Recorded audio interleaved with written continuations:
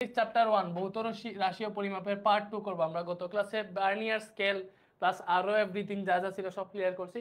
আজকের ক্লাসে হচ্ছে আমরা স্ক্রু গজ পড়বো ফার্স্টে, দেন হচ্ছে আমরা আপেক্ষিক ত্রুটিও পড়বো ইনশাআল্লাহ। সো ফার্স্টে দেখো ভাই স্ক্রু গজ, ঠিক আছে? সো এটা হচ্ছে আমাদের পার্ট 2। ওকে, সো স্ক্রু গজ তোমরা এখানে দেখতে পাইতেছো। তো এই স্ক্রু গজ যে জিনিসটা কি আমি তোমাকে বলি। তো স্ক্রু গজ দেখতে কেমন ভাইয়া? স্ক্রু গজ দেখতে কেমন? স্ক্রু গজ কি তোমরা চিনো? তো স্ক্রু গজটাকে আমি ফার্স্টে তোমাদেরকে চিনাই। দেখো, এই যে এটা হচ্ছে স্ক্রু গজ। এই যে যেটা দেখতে পাইতেছো না, এটা হচ্ছে স্ক্রু গজ। দেখা যাইতেছে নাকি দেখা যাইতেছে না? দেখি, এটা হচ্ছে স্ক্রু গজ, দেখা যাইতেছে আই থিঙ্ক।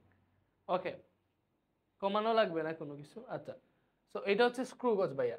তো এই স্ক্রু গজটা কেমনে কাজ করে দেখো, এটাকে তুমি হচ্ছে এখানে ঘুরাইতে পারবা। এই যে ঘুরাইতেছি না, দেখো এটা ঘুরাইতেছি, সামনের দিকে যাইতেছে, উল্টা ঘুরাইলে পেছনের দিকে আসতেছে। এই যে দেখতেছো? ওকে, আর এই যে এই পার্টটা দেখতেছো, আমি মনে করি একটা তারের ব্যাসার্ধ মাপবো, তো তারটাকে এখানে রাখবো। তো আমি এই স্ক্রু গজটাকে যদি ঘুরাই, তাহলে দেখো এটা সামনের দিকে আগাইতেছে, আগাইয়া হচ্ছে এই তারে টাচ করবে, ঠিক আছে? তো যখন টাচ করবে তখন হচ্ছে আমাদের হিসাব নিকাশ। তো এই স্ক্রু গজটাকে বুঝতে পারতেছো তোমরা, বলো? আচ্ছা, আইএসও কি কমানো লাগবে? কমানো লাগবে না আই থিঙ্ক। সো এটা আরো বড় করে আমি তোমাকে দেখাই। এই যে স্ক্রু গজে অনেক জিনিস থাকে। সো স্ক্রু গজের এই যে পয়েন্টটাতে আসো, এই যে এই স্কেলটা তুমি দেখতেছো, দেখো এই যে স্কেলটা দেখতেছো, এই যে এইদিকে যে স্কেলটা দেখতেছো, এটাকে বলে আমাদের রৈখিক স্কেল। এই স্কেলটাকে কি বলে ভাইয়া? এই স্কেলটাকে বলে হচ্ছে রৈখিক স্কেল, ঠিক আছে? এবং আমরা একটু আগে দেখছিলাম যে স্ক্রুর হচ্ছে শেষের দিকে আমরা ঘুরাইলে এই যে স্কেলটা, এই স্কেলটা ঘুরতে থাকে, আমরা দেখছি।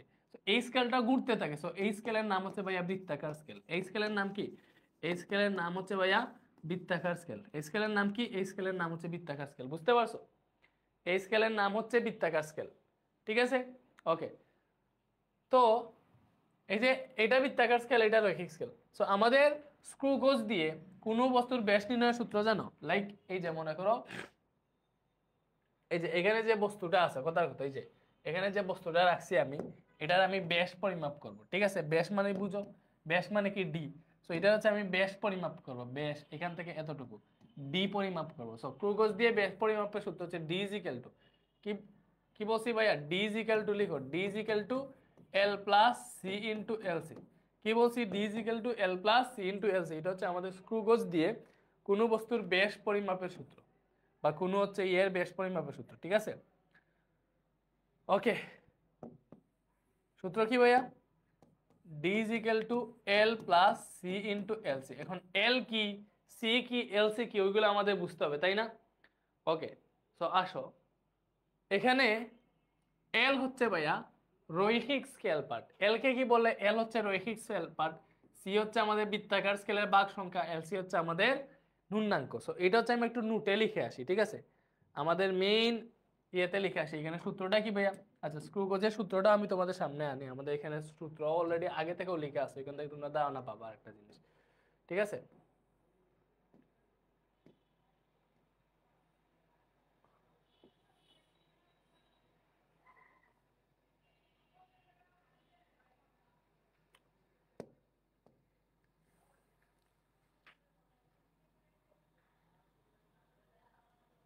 হয়ে গেল কই?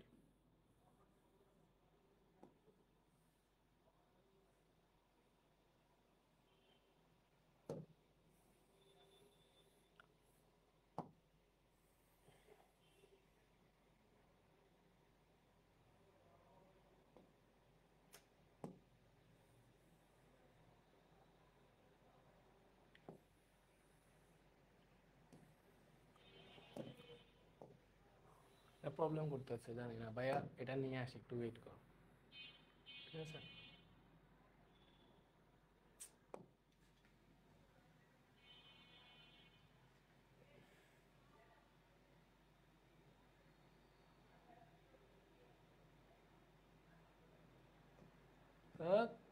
তো যাই হোক,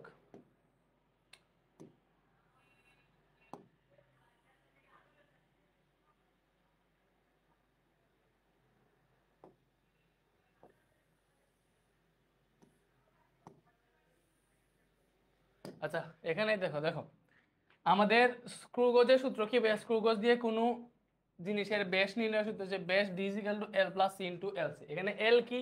এল হচ্ছে রৈখিক স্কেল পার্ট। এল কি ভাইয়া? এল হচ্ছে রৈখিক স্কেল পার্ট, সি হচ্ছে বৃত্তাকার স্কেলের পার্ট। পার্ট বলতে আর কি আমি বুঝিয়ে দিছি কোন পার্ট। আচ্ছা, এরপরে এলসি হচ্ছে নুন্নাঙ্ক। এলসি কি ভাই? এলসি হচ্ছে নুন্নাঙ্ক। আচ্ছা, তো এটা হচ্ছে আমাদের স্ক্রু গজের সূত্র, স্ক্রু গজের সূত্র। আচ্ছা, সো এটা আমাদের লাগবে না, আমরা জাস্ট এখানে লিখলে হয়ে যাবে। বুঝতে পারছি? ওকে, সো স্ক্রু গজ কি ভাইয়া? স্ক্রু গজ দিয়ে হচ্ছে আমরা কোনো বস্তুর বেশ পরিমাপ করি। তো স্ক্রু গজ দিয়ে বেশ পরিমাপের সূত্র হচ্ছে বেশ D is equal to L plus C into L C. ঠিক আছে? ওকে, তো এখানে এল হচ্ছে আমাদের রৈখিক স্কেল পার্ট। এল হচ্ছে রৈখিক স্কেল পার্ট। ঠিক আছে? এটা হচ্ছে এল। সি হচ্ছে ভাইয়া বৃত্তাকার স্কেল পার্টও বলে, অনেকে হচ্ছে বৃত্তাকার স্কেলের ভাগ সংখ্যা বলে। ঠিক আছে? বৃত্তাকার স্কেলের ভাগ সংখ্যা বলতে এটা কোন ভাগ সংখ্যা আমি বুঝাইতেছি। তো সি হচ্ছে বৃত্তাকার স্কেল স্কেল পার্ট বলতে পারো। ঠিক আছে? এবং এলসি হচ্ছে পার্ট না, এটা পার্ট অন্য জিনিস। এটা হচ্ছে বৃত্তাকার স্কেলের ভাগ সংখ্যা।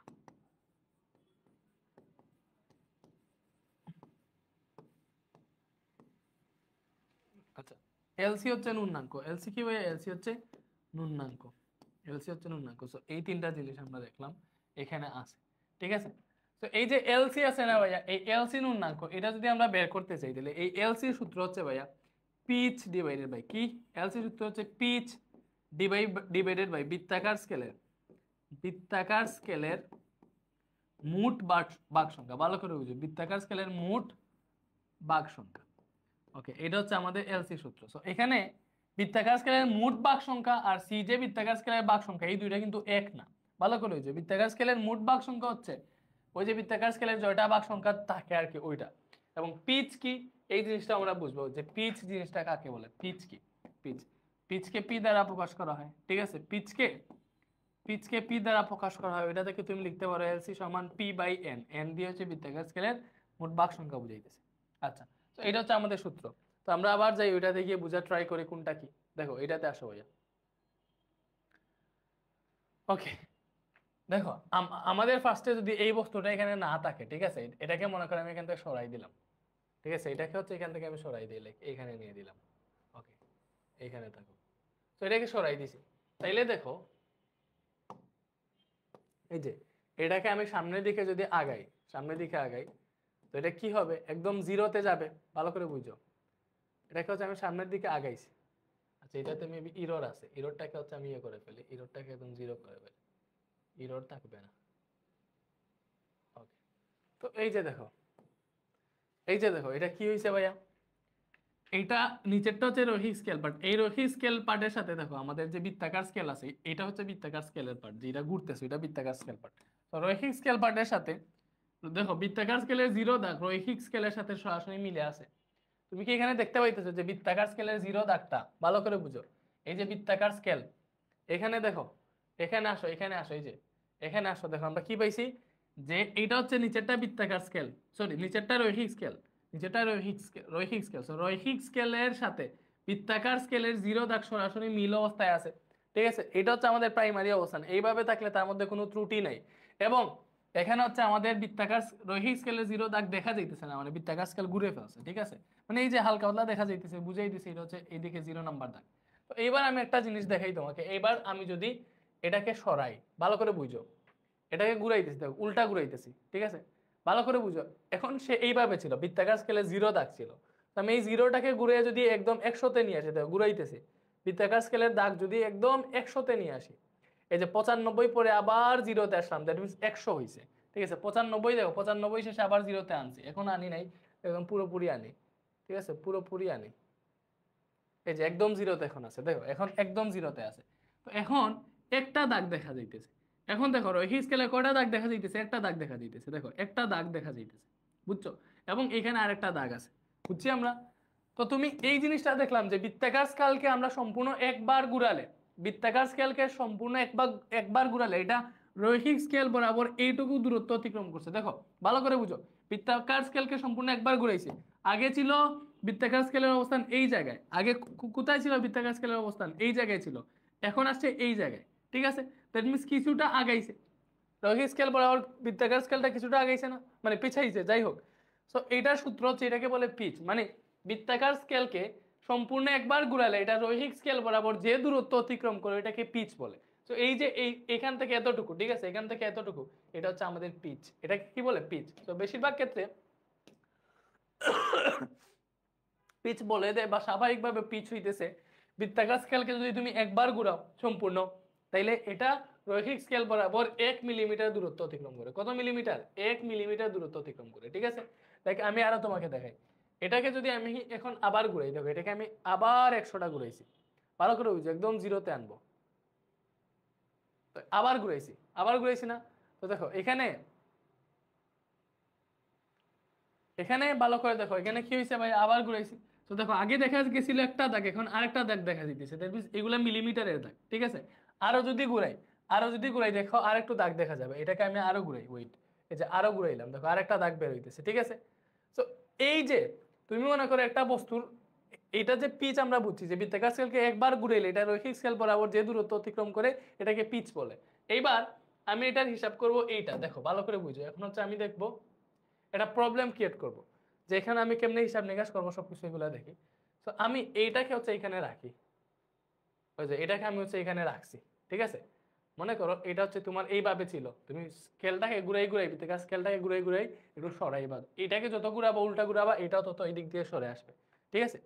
এইবার তুমি একটা তারকে রাখবা, তারকে রাখার পরে দেখো রৈখিক এই স্ক্রু গেজ দিয়ে আমরা হচ্ছে একদম অ্যাকুরেটলি বেশ পরিমাপ করি। তো তারকে রাখার পরে দেখো এটা দিয়ে হচ্ছে আমি তারে টাচ করাইলাম, একদম তারে টাচ করাই ফেলছে, আর এইদিকে হচ্ছে ইয়ে হয় নাই, তোমার স্ক্রু গজে এরকম লাগার পরে একটা ডাক দিবে, শব্দ করবে, ঠিক আছে। তো এটা দেখো একদম লেগে গেছে, ভালো করে বুঝো।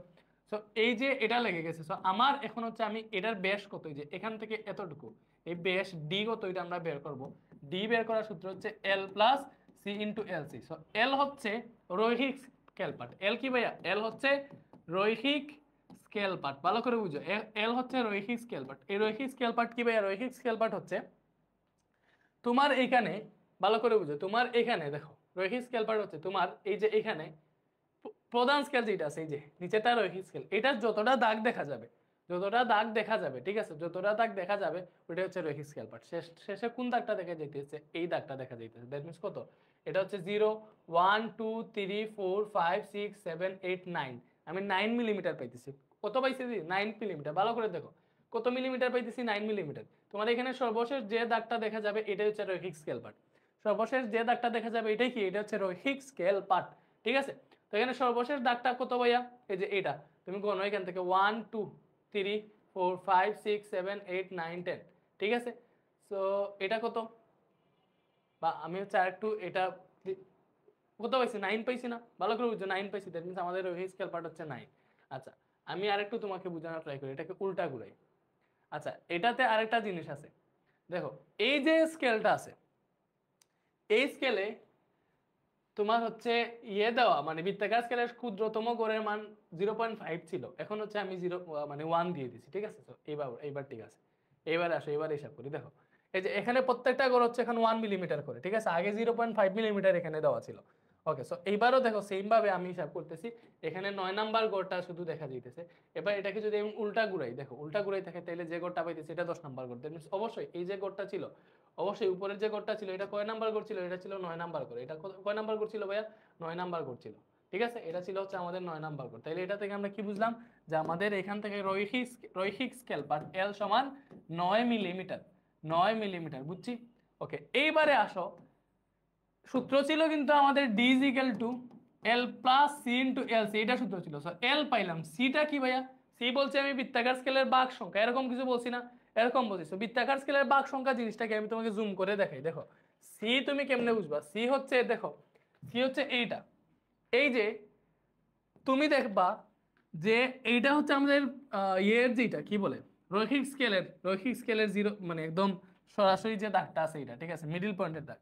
দেখবা রৈখিক স্কেলের এই দাগের সাথে বৃত্তাকার স্কেলের যে দাগটা মিলে যাইতেছে, ঠিক আছে, বৃত্তাকার স্কেলের যে দাগটা মিলে যাইতেছে, অথবা রৈখিক স্কেলের এইটাকে, এই যে দাগটাকে বৃত্তাকার স্কেলের যে দাগ অতিক্রম করে আসছে, ওইটাই হচ্ছে আমাদের ওই যে সূত্র L plus C into L C, D is equal to L plus C into L সির, এই সি হচ্ছে ওইটা বৃত্তাকার স্কেলের ভাগ সংখ্যা, ঠিক আছে, বৃত্তাকার স্কেলের যে ভাগ সংখ্যা, ঠিক আছে।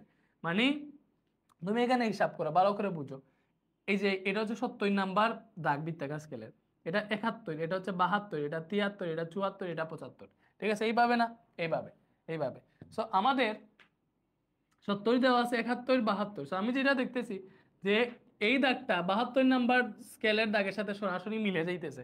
ঠিক আছে, সরাসরি মিলে যাইতেছে, দ্যাট মিনস এটা হচ্ছে আমাদের বৃত্তাকার স্কেলের ভাগ সংখ্যা। এই যে 72, এটা হচ্ছে বৃত্তাকার স্কেলের ভাগ সংখ্যা।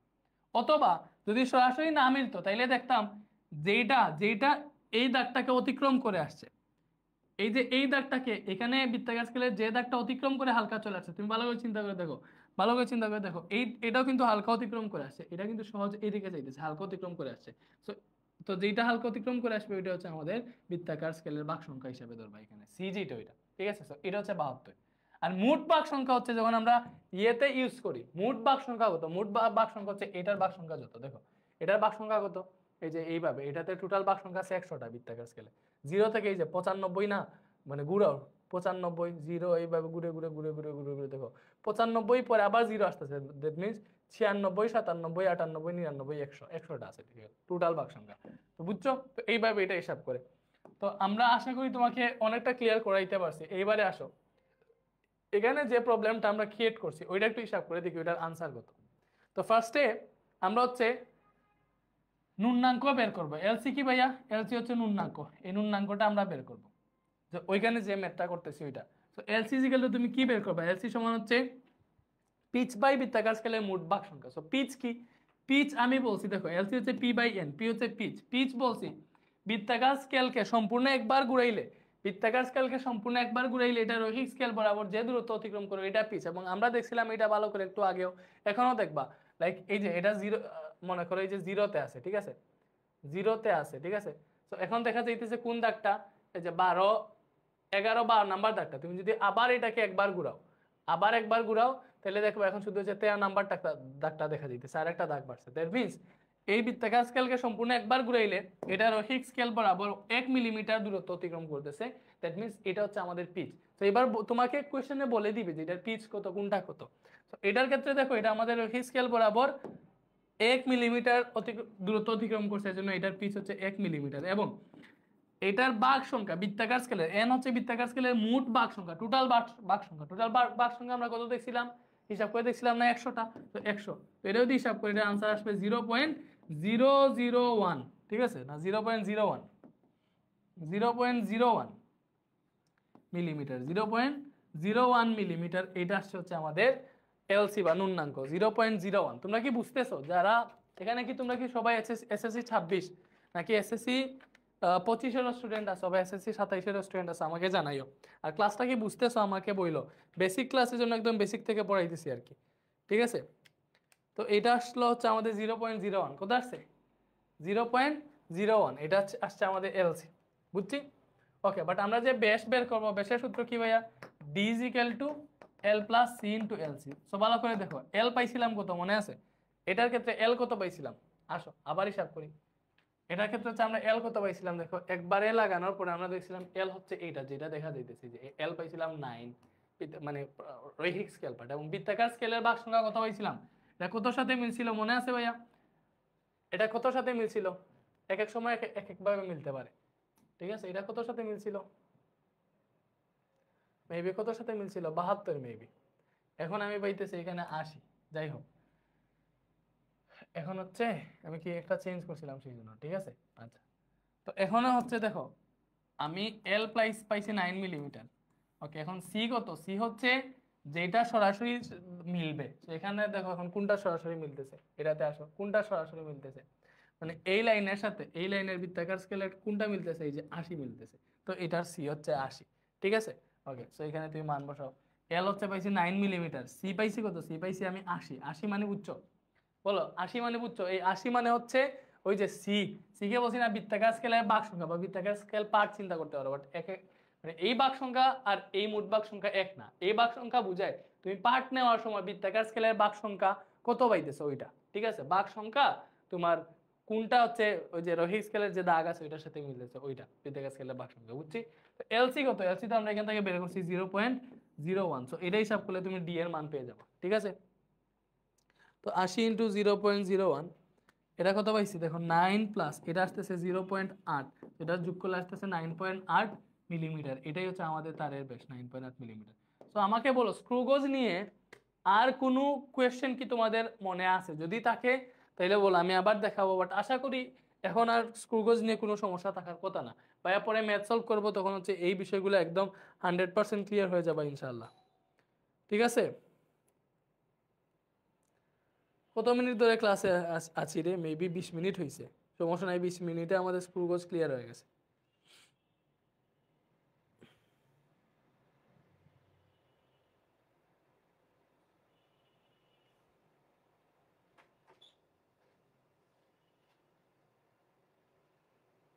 ওয়ালাইকুম সালাম, ওয়ালাইকুম সালাম। হ্যাঁ, এসএসসি 26।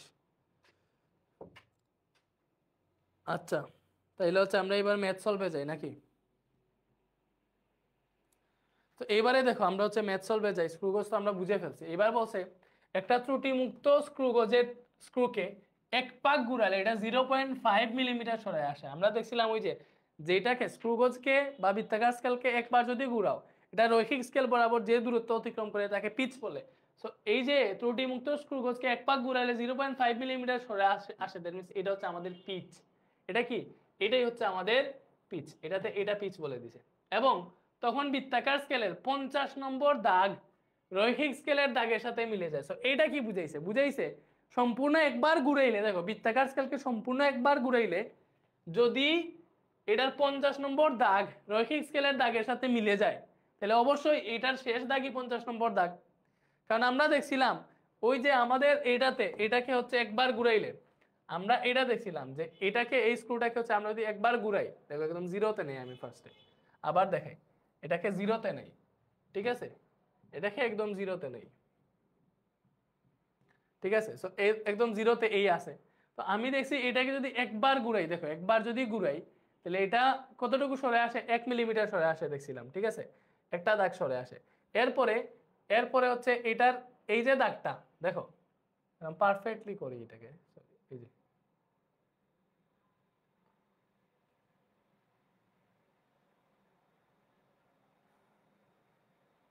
ওকে, এই যে আচ্ছা একটা উপরে চলে গেছে, সমস্যা নাই। এই যে তোমার জিরো, এই যে রোহিত স্কেলের দাগটা, এটা কোনটা সাথে? 95, 97, 98, 99, দেন এই দাগটা হচ্ছে 100 নাম্বার দাগ। ঠিক আছে, যেই দাগটা মিলতেছে ওটা কি ভাই? 100 নাম্বার দাগ। সো এখানে এটাই বলছে যে তোমাকে যে পিচ হওয়ার পর মানে এক পাক ঘুরাইলে 0.5 মিলিমিটার সরে আসে এবং তখন স্কেলের 50 নম্বর দাগ রৈখিক স্কেলের দাগের সাথে মিলে যায়। দ্যাট মিনস ওইটা হচ্ছে আমাদের বৃত্তাকার স্কেলের মোট বাক সংখ্যা। বৃত্তাকার স্কেলের মোট বাক সংখ্যা হচ্ছে এটা, মোট বাক সংখ্যা এটা। তার পিচ বরাবর যদি পিচ যতটুকু মানে একবার পূর্ণ ঘূর্ণনের ফলে যদি আবার 50 নম্বর দাগের সাথে মিলে যায়, বৃত্তাকার স্কেলে মোট 50টা দাগ আছে। এরপরে একটি অপেক্ষাকৃত মোটা তারের ব্যাস নির্ণয় করতে রৈখিক স্কেল পার্ট 5.5 মিলিমিটার পাওয়া গেছে। রৈখিক স্কেল পার্ট মানে কি? এল, এল পাওয়া গেছে। ভালো করে বুঝো, রৈখিক স্কেল পার্ট দেওয়া আছে, এল পাওয়া গেছে। বৃত্তাকার স্কেলের বাক সংখ্যা 5, এই যে বৃত্তাকার স্কেলের বাক সংখ্যা যে 5 পেয়েছে, এই বাক সংখ্যা কোন বাক সংখ্যা বুঝাইতেছে? ওই সিটাকে। ঠিক আছে ভাই, দেখাইছিলাম না যে মাপ নেওয়ার পরে রৈখিক স্কেলের দাগের সাথে বৃত্তাকার স্কেলের যে দাগটা সরাসরি মিলে ওইটাই হচ্ছে ওইটা। তারের প্রস্থচ্ছেদের ক্ষেত্রফল বের করতে বলছে। আচ্ছা, তারের প্রস্থচ্ছেদের ক্ষেত্রফল বের করতে আগে আমাদের ব্যাস বা ব্যাসার্ধ এগুলা লাগবে। তোমার ক্ষেত্রফল বের করতে বলছে, তো ক্ষেত্রফল বের করতে হলে আগে ব্যাস লাগবে। তো আমি আগে ব্যাসটা বের করব। তো এখানে দেখো এখানে কি কি দেওয়া আছে। দেখো ব্যাসের সূত্র কি? D equal to L plus C into LC. So আমাকে এলসি গুলো জানা লাগবে। এল কত ভাই? এই যে এইটা রৈখিক স্কেল পার্ট কত? 5.5 মিলিমিটার, এটা হচ্ছে আমাদের এল। এরপরে সি কত? এই যে বৃত্তাকার স্কেলের বাক সংখ্যা যেটা, এটা। ঠিক আছে, সি। এলসি কি? এলসি হচ্ছে আমরা জানি নুন্নাঙ্ক, নুন্নাঙ্ক বের করতে হবে। তো আমরা জানি এলসি সমান পিচ বাই বৃত্তাকার স্কেলের মোট বাক সংখ্যা। সো পিচ কত? এই যে পিচ 0.5 মিলিমিটার। ঠিক আছে, বৃত্তাকার স্কেলের মোট বাক সংখ্যা 50 পাইছি, ওটা দ্বারা ভাগ দাও, তাহলে ওটা থেকে তুমি নুন্নাঙ্ক পেয়ে যাবা। তো 0.5 ডিভাইডেড বাই 50, এটা কত আসলো ভাইয়া? 0.01 আসছে। কত আসছে? 0.01 আসছে। এবং এটা কিসে আসবে? যেহেতু এটা মিলিমিটারে দিছিল, এটাও মিলিমিটারে আসবে। অতএব তারের ব্যাস আমরা বের করি, ভালো করে বুঝো। অতএব তারের ব্যাস D is equal to L plus C into L C, এটাই তো সূত্র। তাহলে এল এর মান কত দেখো, এটা হিসাব করো।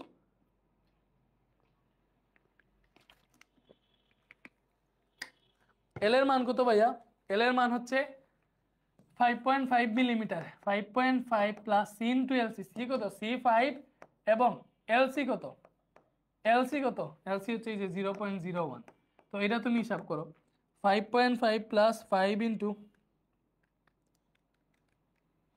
তো আমরা এটা পাইতেছি তো 5.5, বাট এই পার্টটা হিসাব করে পাইতেছি 5.05, সরি শুধু 0.05, কি পাইতেছি 0.05।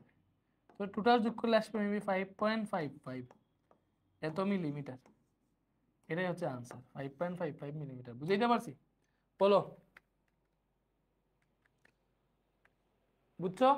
ওকে, এটা যদি বুঝে দেখো তাহলে আমরা তো তারের বেশ পাইছি। এবার তারের প্রস্থচ্ছেদের ক্ষেত্রফল দেখো, তারের তারের ক্ষেত্রফল, তার তো বৃত্তাকার, তাহলে বৃত্তাকার কোনো জিনিসের ক্ষেত্রফল আমরা জানি পাই আর স্কয়ার, ভালো করে জানি। তারের ক্ষেত্রফল কি ভাইয়া, পাই আর স্কয়ার, ঠিক আছে। বাট তারের ক্ষেত্রফল পাই আর স্কয়ার, বাট যদি আমরা এটা জানি, ভালো করে বুঝো, ব্যাসার্ধ সমান বেশ বাই অর্ধেক, ব্যাসার্ধ আর ইজ ইকুয়াল টু কি ভাইয়া, বেশ ডিভাইডেড বাই 2, বেশের অর্ধেক হচ্ছে ব্যাসার্ধ, বেশকে যদি ডি ধরো তাহলে ব্যাসার্ধ পাইতেছি আর সমান ডি বাই 2, ভালো করে বুঝো। তো আমরা চাইলে এই যে পাই আছে, আর এর জায়গায় যদি আমরা ডি বাই 2 বসাই, ভালো করে বুঝো, আর এর জায়গায় যদি ডি বাই 2 বসাই, উপরে স্কয়ার আছে, তাহলে এটা যদি হিসাব করি তাহলে pi into D square by 2 square মানে 4 আসে। এটা হিসাব করলে দেখো পাইতেছি 1/4 পাই ডি স্কয়ার। তো এই যে 1/4 পাই ডি স্কয়ার, এটা হচ্ছে বৃত্তাকার তারের ক্ষেত্রফল যদি বেশের মান দেওয়া থাকে। তো বেশের মান দেওয়া থাকলে বৃত্তাকার তারের ক্ষেত্রফল হচ্ছে 1/4 পাই ডি স্কয়ার। তো তুমি এই সূত্র দিয়েও করতে পারবা। আবার যদি তুমি চাও যে তুমি তারের বেশ এটা পাইছো, এটা থেকে 2 দিয়ে ভাগ দিয়ে ব্যাসার্ধ বের করবা, ব্যাসার্ধ বের করে পাই আর স্কয়ারে বসেইতা, তখনও পারবা, তোমার ইচ্ছা। তো আমরা সরাসরি এই সূত্র জানি, আমি এইগুলা তোমাদের সূত্রগুলো শিখিয়ে দিয়েছি। এখন হচ্ছে এটা করে ফেলি, আবার তারের ক্ষেত্রফল বের করবো না, আমি ডিরেক্ট এটা তোমাকে করাই দিই, যতএব তারের ক্ষেত্রফল, ঠিক আছে। ওকে, অতএব তারের প্রস্থচ্ছেদের ক্ষেত্রফল, প্রস্থচ্ছেদের ক্ষেত্রফল, তো তারের প্রস্থচ্ছেদের ক্ষেত্রফল কি হবে ভাইয়া, 1/4 পাই ডি স্কয়ার, কারণ বেশের মান পাইছি, বেশ হইলে এটা দিয়ে ইউজ করবো। সো 1/4, পাই এর মান 3.1416 ইন্টু ডি কত, ডি পাইছি 5.5 মিলিমিটার, সো 5.55 মিলিমিটার পাইছি, স্কয়ার আছে স্কয়ার দিলাম। সো এটা দেখে একুরেট মান হিসাব করো ভাই। একটা অধ্যায় মাত্র 3টা পড়বে, শেষ হবে ভালো মতো, অবশ্যই শেষ হবে, তুমি দেখতে থাকো শেষ হয় কি না। শেষ যদি না হয় তাহলে আমাকে বইলো, ঠিক আছে।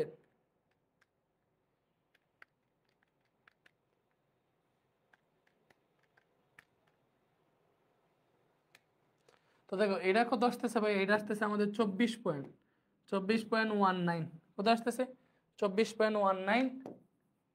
আচ্ছা,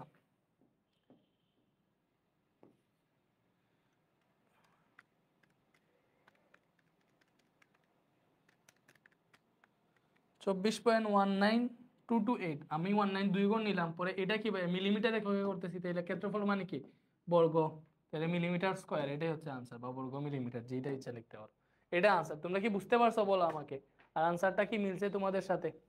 সবার আনসার কি এটাই বের হইছে ভাইয়ারা? সবার আনসার কি এটাই বের হইছে, আমাকে জানাও।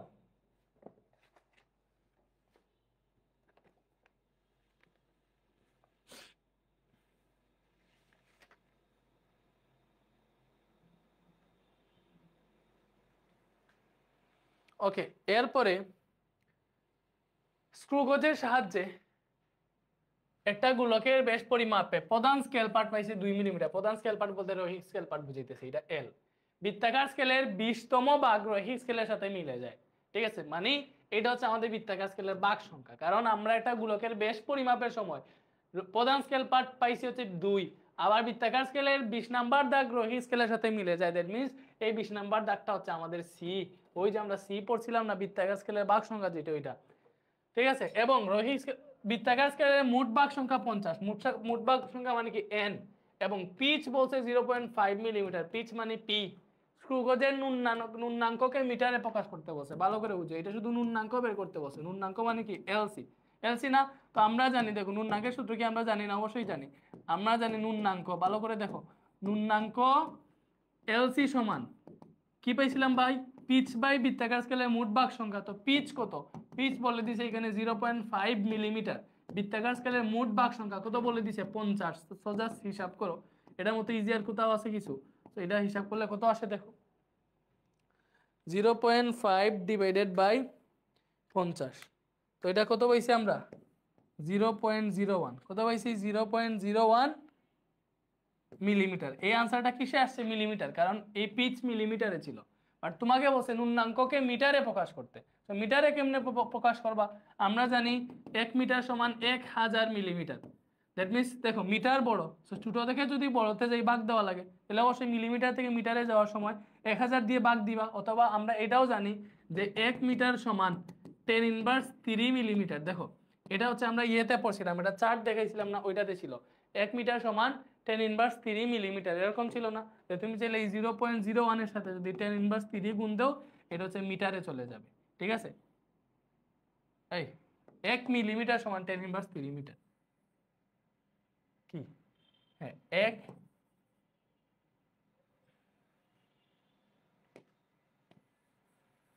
মিটারকে মিলিমিটারে যদি নিতে চাই, 1 মিলিমিটার সমান 10⁻³ মিটার, এইটা। ঠিক আছে, এই যে মিলিমিটারকে মিটারে নিছি 10⁻³ দ্বারা গুণ দিয়ে, সো এটাই হচ্ছে আনসার। মিলিমিটারে প্রকাশ করছি, অথবা এইভাবেও করতে পারি, এটা যে মিলিমিটার থেকে মিটারে নিব, 1000 দিয়ে ভাগ দিয়ে দিবা। সো এটা যদি ভাগ দাও 0.01 ভাগ 1000, এটাও সেম আনসার আসতো 1 × 10⁻5। তো এটা এইভাবে আসছে। এটাকে চাইলে তুমি 1 × 10⁻5 লিখতে পারবা। এই যে 1টাকে যদি দশমিকটাকে এখানে নিয়ে আসো, মানে 1টাকে যদি এখানে নিয়ে আসো, তুমি দশমিককে 2 ঘর আগাইলা হচ্ছে এখানে ⁻5 দিতে হবে, 2 ঘর বাড়বে। এটা তো আর বুঝতেছো? ভাইয়া গণিত ক্লাস আপনি করাবেন কবে আবার? গণিত ক্লাস তো হচ্ছে তোমার, গণিত ক্লাস অলরেডি আমাদের কোর্সে আছে। কোর্স যে তোমাদের আছে না, এসএসসি 26 ব্যাচে, তোমাদের এসএসসি 26 ব্যাচে গণিতের প্লাস উচ্চতর গণিত, এই সবগুলার হচ্ছে সবগুলা চ্যাপ্টার শর্ট সিলেবাসে যা আছে সব কমপ্লিট করে দেওয়া হয়েছে, সব কমপ্লিট করা আছে। ঠিক আছে, এবং আমরা একদম ক্লাসগুলা এইটা হচ্ছে লাইভ করাইতেছে না, প্রি রেকর্ডেড দিয়ে দিতেছি। এই ক্লাসগুলো তুমি এখন ভর্তি হলে সবগুলা পেয়ে যাবে, একদম নতুন ক্লাস। এগুলো হচ্ছে আমি 3-4 মাস, এই 3-4 মাস ধরে নিতেছি। ঠিক আছে, একদম নতুন ক্লাস। তুমি গণিতের উচ্চতর গণিতের জন্য জাস্ট ভর্তি হওয়া সবগুলা ক্লাস পেয়ে যাবে। আর ফিজিক্স কেমিস্ট্রি আমি লাইভ করাবো। ফিজিক্স তো এখন করাইতেছি, ডেমো দেখতেছো যে আমরা ফিজিক্স চ্যাপ্টার 1 কেমনে পড়তেছি, তাহলে ফিজিক্স চ্যাপ্টার 2 কেমনে পড়বো এটা তো আর বুঝতেছো। দেন কেমিস্ট্রি একটা ক্লাস ফ্রিতে পড়াবো। এখন যেগুলো দেখতেছো এগুলো হচ্ছে তোমার ডেমো ক্লাস আর কি, আমি ফ্রি লাইভ ক্লাস করে দিচ্ছি। তুমি যদি গণিত আর উচ্চতর গণিতের কোর্সে ভর্তি হতে চাও, দুইটা একসাথে মাত্র 1500 টাকা দিয়ে ভর্তি হতে পারবা। ঠিক আছে, ঠিক আছে, এটা প্রি রেকর্ডেড, এর জন্য আমরা ফি কম রাখছি আর কি। দুইটা একসাথে, একটা শুধু গণিত কিনতে যাও 750 টাকা, শুধু উচ্চতর গণিত কত 750 টাকা। ঠিক আছে, এগুলো হচ্ছে আমাদের বেসিক টু প্রো কোর্স। আর পদার্থবিজ্ঞান বেসিক টু প্রো কোর্সের দাম কত তোমাদের, শর্ট সিলেবাস ভাইয়া 1000 টাকা। ঠিক আছে, রসায়ন কত, এগুলো লাইভ, এর জন্য একটু দাম আছে। মানে দাম বলতে কি ভালো হয়ে থাকবে, এগুলো আমরা একদম কম ফি রাখতেছি যাতে তোমরা ইজিলি ভর্তি হয়ে যেতে পারো। ঠিক আছে, এক একটা সাবজেক্ট তুমি 1000 টাকা দিয়ে কমপ্লিট করে ফেলতে পারতেছো। বুঝাইতে পারছি? ওকে, ইব্রাহিম হোসেন বলছে হ্যাঁ ভাই আমি অল কোর্স কিনছি। ভালো ভালো, ঠিক আছে। তো তোমরা যারা যারা ইচ্ছা ভর্তি দিতে পারো। তো এটা দেখো বলছে এটাতে তারের প্রস্থচ্ছেদের ক্ষেত্রফল বের করতে বলছে। এর আগে তোমাকে কি কি দেওয়া আছে দেখো, একটা তারের বেশ স্ক্রুগজের সাহায্যে নির্ণয় করে নিম্নলিখিত পার্ট পাওয়া যায়। তো রৈখিক স্কেল পার্ট পাইছে 0, মানে রৈখিক স্কেল পার্ট কত পাইছে 0.5, মানে এটা কি বুঝিয়ে দিচ্ছে দেখো, দশমিক না, 0.5 মানে শুধু 5 বুঝিয়ে দিচ্ছে, 5 মিলিমিটার পাইছে, যে মিলিমিটার এককে দিচ্ছে, এটা রৈখিক স্কেল পার্ট। রৈখিক স্কেল পার্ট মানে এল। বৃত্তাকার স্কেলের ভাগ সংখ্যা মানে সি, এই যে সি পাইছে এই 14। লঘিষ্ঠ গণন মানে হচ্ছে যে নুন্নাঙ্ক, যেটা এটাকে লঘিষ্ঠ গণনা বলা হয়। ঠিক আছে, এই যে নুন্নাঙ্ক কত পাইছে ভাই, এই যে এটা এলসি। লঘিষ্ঠ গণন হচ্ছে নুন্নাঙ্ক। ঠিক আছে, প্রস্থচ্ছেদের ক্ষেত্রফল যদি বের করতে চাই, তাহলে প্রস্থচ্ছেদের ক্ষেত্রফলের সূত্র কি, 1/4 পাই ডি স্কয়ার, বেশ দিয়ে বের করলে এটা হচ্ছে সূত্র। তাইলে আগে আমাদের বেশ বের করা লাগবে। সো এটা থেকে আমরা বেশ বের করি, কি করতে হবে,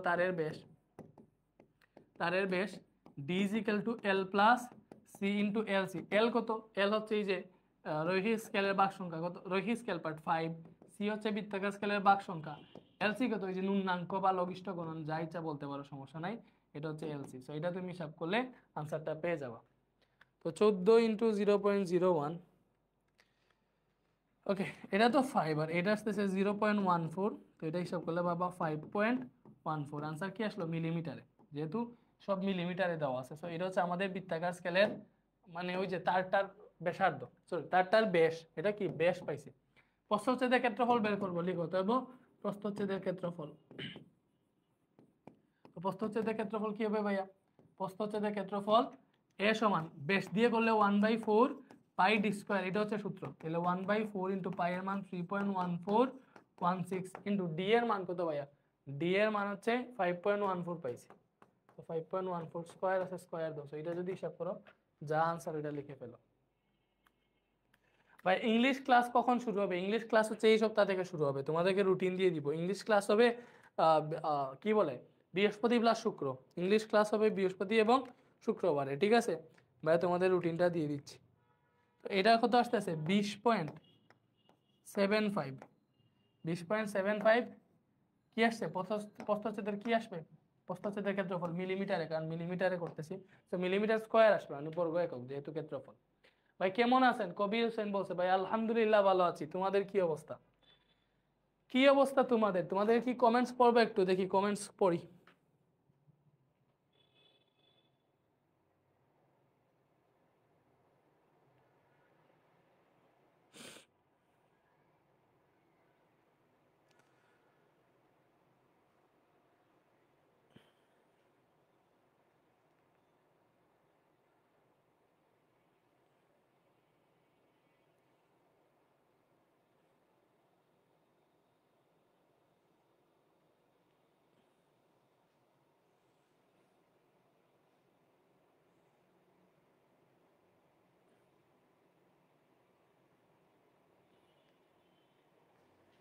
হ্যালো হ্যালো হ্যালো, দেখো আমাদের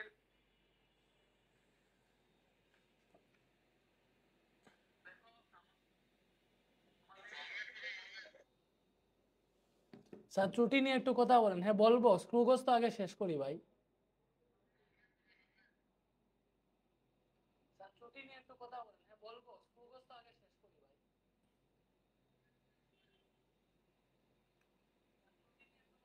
ভাই সাউন্ড কি অনেক কম? সাউন্ড কেন কম হবে? সাউন্ড তো ভালোই সাউন্ড আছে রে। সাউন্ড কি অনেক কম? সাউন্ড কেন কম হবে? সাউন্ড তো ভালোই সাউন্ড আছে রে। ওকে, তো এইবারে আসো, এটা দেখো। আচ্ছা, একটা জিনিস বলছে শামিন, ব্যবহারিক ক্লাসে ত্রুটিহীন স্লাইড ক্যালিপার্সের সাহায্যে একটা কাঠের টুকরার দৈর্ঘ্য মাপতে গিয়ে দেখলো যে প্রধান স্কেল পার্ট এত, ঠিক আছে? প্রধান স্কেল পার্ট। আচ্ছা, স্লাইড ক্যালিপার্স দিয়ে মাপতেছে, তাহলে স্লাইড ক্যালিপার্সের প্রধান স্কেল পার্টকে কি বলে ভাইয়া? এম বলে, আমরা দেখছিলাম। বার্নিয়ার সমপতন মানে বি, বি সমান এটা। বার্নিয়ার স্কেলের মোট ভাগ সংখ্যা 10, দ্যাট মিন্স এটা হচ্ছে এন। সাধারণ স্কেলের যে স্লাইড ক্যালিপার্সের সাহায্যে কাঠের টুকরাটির দৈর্ঘ্য পরিমাপ অধিকতর সূক্ষ্ম এবং গ্রহণযোগ্য তথ্যের আলোকে গাণিতিকভাবে বিশ্লেষণ করো। তো এটা কেন আমি তোমাকে বুঝাই। বায়োলজি ক্লাস শুরু কখন থেকে হবে? বায়োলজি ক্লাস শুরু হবে এই যে এখন হচ্ছে আমাদের এফআরবিপি ক্লাসে জুনাইন স্যার, টিপু স্যার দুজনই হচ্ছে এখন ফ্রি হয়ে গেছেন। সো আগামীকালকে হচ্ছে আমরা ইনশাল্লাহ রুটিন পাবলিশ করে দিব তোমাদের কোন দিন থেকে ক্লাস কোনটা কোনটা হবে, ঠিক আছে? ওকে, অবশ্যই ভাইয়া রুটিনটা পাবলিশ করে দিব।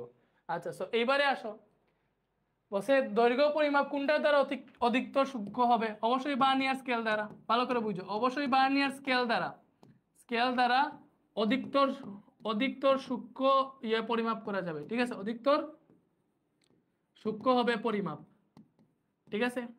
ওকে, এটা কেন ভাই তোমাকে বলি, কারণ দেখো ওরা প্রধান স্কেল পার্ট যেটা পাইছে কাঠের টুকরা মাপার ক্ষেত্রে, সাধারণ স্কেলটা এই যে প্রধান স্কেল পার্টটি তো হচ্ছে আমাদের রৈখিক স্কেল যেটা বলে প্রধান স্কেল। প্রধান স্কেল পার্ট পাইছে ওরা 13.5 সেন্টিমিটার। দ্যাট মিনস ওরা যখন মাপ করবে আর কি, কাঠের টুকরার যখন মাপ ছিল, ওরা এই 13.5 সেন্টিমিটারই পাইছে প্রধান স্কেল পার্ট দ্বারা। বাট তারা বার্নিয়ার স্কেল দ্বারা যদি এটার দৈর্ঘ্য হিসাব করে, তখন তারা পাবে L = M প্লাস, দেখো L = কি ভাইয়া?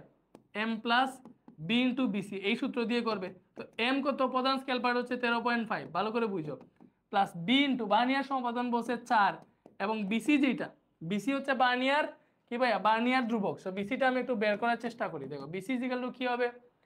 ওই যে দেখো প্রধান স্কেল পার্ট আমরা জানি S/N, বিসি S হচ্ছে রৈখিক স্কেল বা প্রধান স্কেলের ক্ষুদ্রতম এক গড়ের মান 1 মিলিমিটার, এবং এন হচ্ছে বার্নিয়ার স্কেলের ভাগ সংখ্যা 10। তো এটা হিসাব করলে 0.1 মিলিমিটার পাইতেছি, এটা পাইতেছি আমরা বার্নিয়ার ধ্রুবক।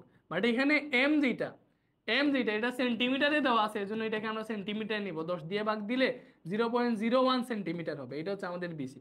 তো বিসি যদি 0.01 সেন্টিমিটার বসাও তাহলে এটা থেকে আসবে তুমি 13.5, পরে হচ্ছে এটা দিয়ে এটাকে যদি গুণ দাও তাহলে আসবে 0.04। তো টোটাল হিসাব করলে আসবে 13.54 সেন্টিমিটার। ভালো করে বুঝো, ওরা বার্নিয়ার স্কেল দিয়ে হিসাব করায় দেখো 13.54 সেন্টিমিটার পাইছে, বাট শুধু যদি প্রধান স্কেল দিয়ে হিসাব করতো তাহলে 13.5 পাইতো। 5-এর পরে যে এক্সট্রা কতটুকু আগাইছে ওইটা কিন্তু ওরা সাধারণ স্কেল বা প্রধান স্কেল দিয়ে হিসাব করতে পারে নাই, বাট বার্নিয়ার স্কেল দিয়ে হিসাব করার সময় এক্সট্রা যে এখানে আরো 4 আছে ওইটা তারা ক্যালকুলেট করতে পারছে। এজন্য কোনটা তারা অধিকতর সূক্ষ্ম বা গ্রহণযোগ্য বা সূক্ষ্ম পরিমাপ করতে পারবে, অবশ্যই বার্নিয়ার স্কেল দ্বারা, কারণ এটা দ্বারা হচ্ছে এক্সট্রা যে ডিজিট আছে ওইটাও আমরা কাউন্ট করতে পারি। ঠিক আছে, এটাই হচ্ছে আনসার। এটা তোমরা মুখে বললো ভাইয়া, মুখে জাস্ট বলে দিলাম, মুখে এটা বাকিটুকু তোমরা হচ্ছে এটা পূরণ করলো। ওকে, এইবারে আসো আমরা হচ্ছে সেম একটা হচ্ছে স্ক্রু গজের ন্যূনাঙ্ক মিটারে প্রকাশ করতে, এটা পারবা। বৃত্তাকার স্কেলের দেখো বসে, বৃত্তাকার স্কেলের মোট ভাগ সংখ্যা 50, পিচ এত, ঠিক আছে, এটা বসে বসে স্ক্রু গজের ন্যূনাঙ্ক মিটারে প্রকাশ করতে। ন্যূনাঙ্ক এলসি সমান হচ্ছে পিচ বাই বৃত্তাকার স্কেলের ভাগ সংখ্যা। পিচ হচ্ছে 0.5, বৃত্তাকার স্কেলের ভাগ সংখ্যা হচ্ছে 50, এটা মিলিমিটারে দিছে, পরে এটা হিসাব করে আনসার মিটারে নিতে পারবে, এটা তোমরা পারবে। এখন হচ্ছে আমরা যেটা পড়বো আপেক্ষিক ত্রুটি পড়বো। দেখো আমরা কি কি পড়বো ভাইয়া? আপেক্ষিক ত্রুটি। সো আপেক্ষিক ত্রুটি পড়ার আগে আমরা আগে জানবো ত্রুটি জিনিসটা কি। দেখো ফার্স্টে আমরা পড়বো ত্রুটি জিনিসটা কি। ঠিক আছে, ত্রুটি জিনিসটা কি? এই ত্রুটি হচ্ছে ভাইয়া, ভালো করে বুঝো, ত্রুটি জিনিসটা কি ভাইয়া? একজন বসে মিলিমিটার দ্বারা দেখালে হবে, হ্যাঁ আগেটার কথা বলছো না, এই যে এটা, হ্যাঁ এটা মিলিমিটার দ্বারাও দেখাইলে পারবা, কারণ তুমি এটাকে এটাকে মিলিমিটারে নিবা, মিলিমিটারে নিলে আসবে 135 মিলিমিটার, তখন দেখাবা এটা 135 মিলিমিটার। ওরা সাধারণ স্কেল দিয়ে 135 মিলিমিটার পর্যন্ত মাপতে পারবে, বাট বার্নিয়ার স্কেল দিয়ে এটা বের হবে 135.4 মিলিমিটার, তখন বলবা যে এক্সট্রা 4 মিলিমিটার যেটা ওইটা বার্নিয়ার স্কেল দ্বারা মাপতে পারে, এই জন্য বার্নিয়ার স্কেলই হচ্ছে সূক্ষ্ম। ওকে, তো কোনো যন্ত্রে যখন ত্রুটি থাকে, মনে করো তুমি বার্নিয়ার স্কেল দিয়ে মাপতেছো, এই বার্নিয়ার স্কেলে এই যন্ত্রের মধ্যে একটা ত্রুটি আছে, হইতে পারে সেটা পজিটিভ ত্রুটি, মনে করো 0 দাগের চেয়ে সামনের দিকে কিছু আগেই গেল, এটা একরকম ত্রুটি, পেছনে রইলো এটা হচ্ছে একরকম ত্রুটি। তো পজিটিভ নেগেটিভ ত্রুটি হইতে পারে। তো ত্রুটিটাকে বা যান্ত্রিক ত্রুটি যেটাকে বলে, ঠিক আছে, যান্ত্রিক ত্রুটি, এই যান্ত্রিক ত্রুটিকে প্রকাশ করা হয় প্লাস মাইনাস ই দ্বারা।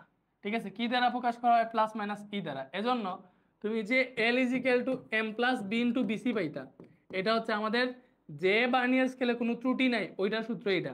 বাট যদি ওই বার্নিয়ার স্কেলে ত্রুটি থাকে, ত্রুটি থাকলে তখন এখানে প্লাস মাইনাস ই হিসাবে আনতে হয়। ঠিক আছে, ওইটা হচ্ছে ত্রুটি থাকলে, ত্রুটি থাকলে এইটা হবে, ত্রুটি থাকলে কি হবে? এই যে এইটা হবে।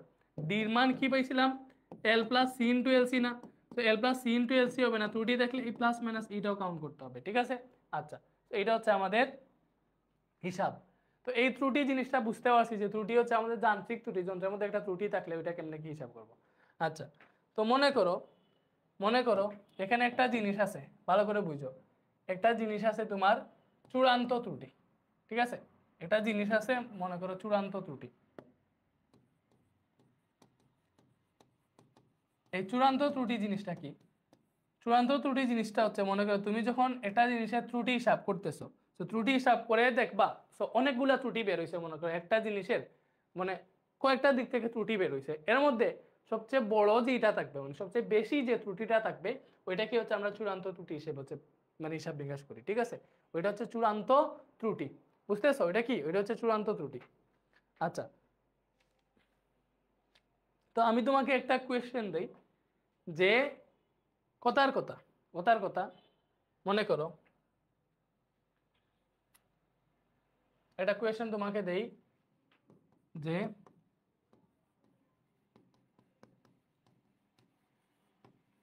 বস্তুর দৈর্ঘ্য পরিমাপ করে পাওয়া গেল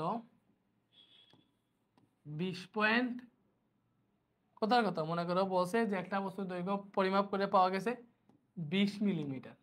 ঠিক আছে, মনে করো বলছে একটা বস্তুর দৈর্ঘ্য পরিমাপ করে পাওয়া গেল 20 মিটার, যদি যান্ত্রিক ত্রুটি, ঠিক আছে, যদি যান্ত্রিক ত্রুটি, যদি যান্ত্রিক ত্রুটি প্লাস মাইনাস 0.5 মিলিমিটার হয়, তাহলে আপেক্ষিক ত্রুটি কত, এটা কোয়েশ্চেন। ঠিক আছে, তো আপেক্ষিক ত্রুটি কত এটা তোমাকে বেশিরভাগ বের করতে হবে। তোমার পরীক্ষায় যেটা আসবে সেটা হচ্ছে আপেক্ষিক ত্রুটি কত। ঠিক আছে,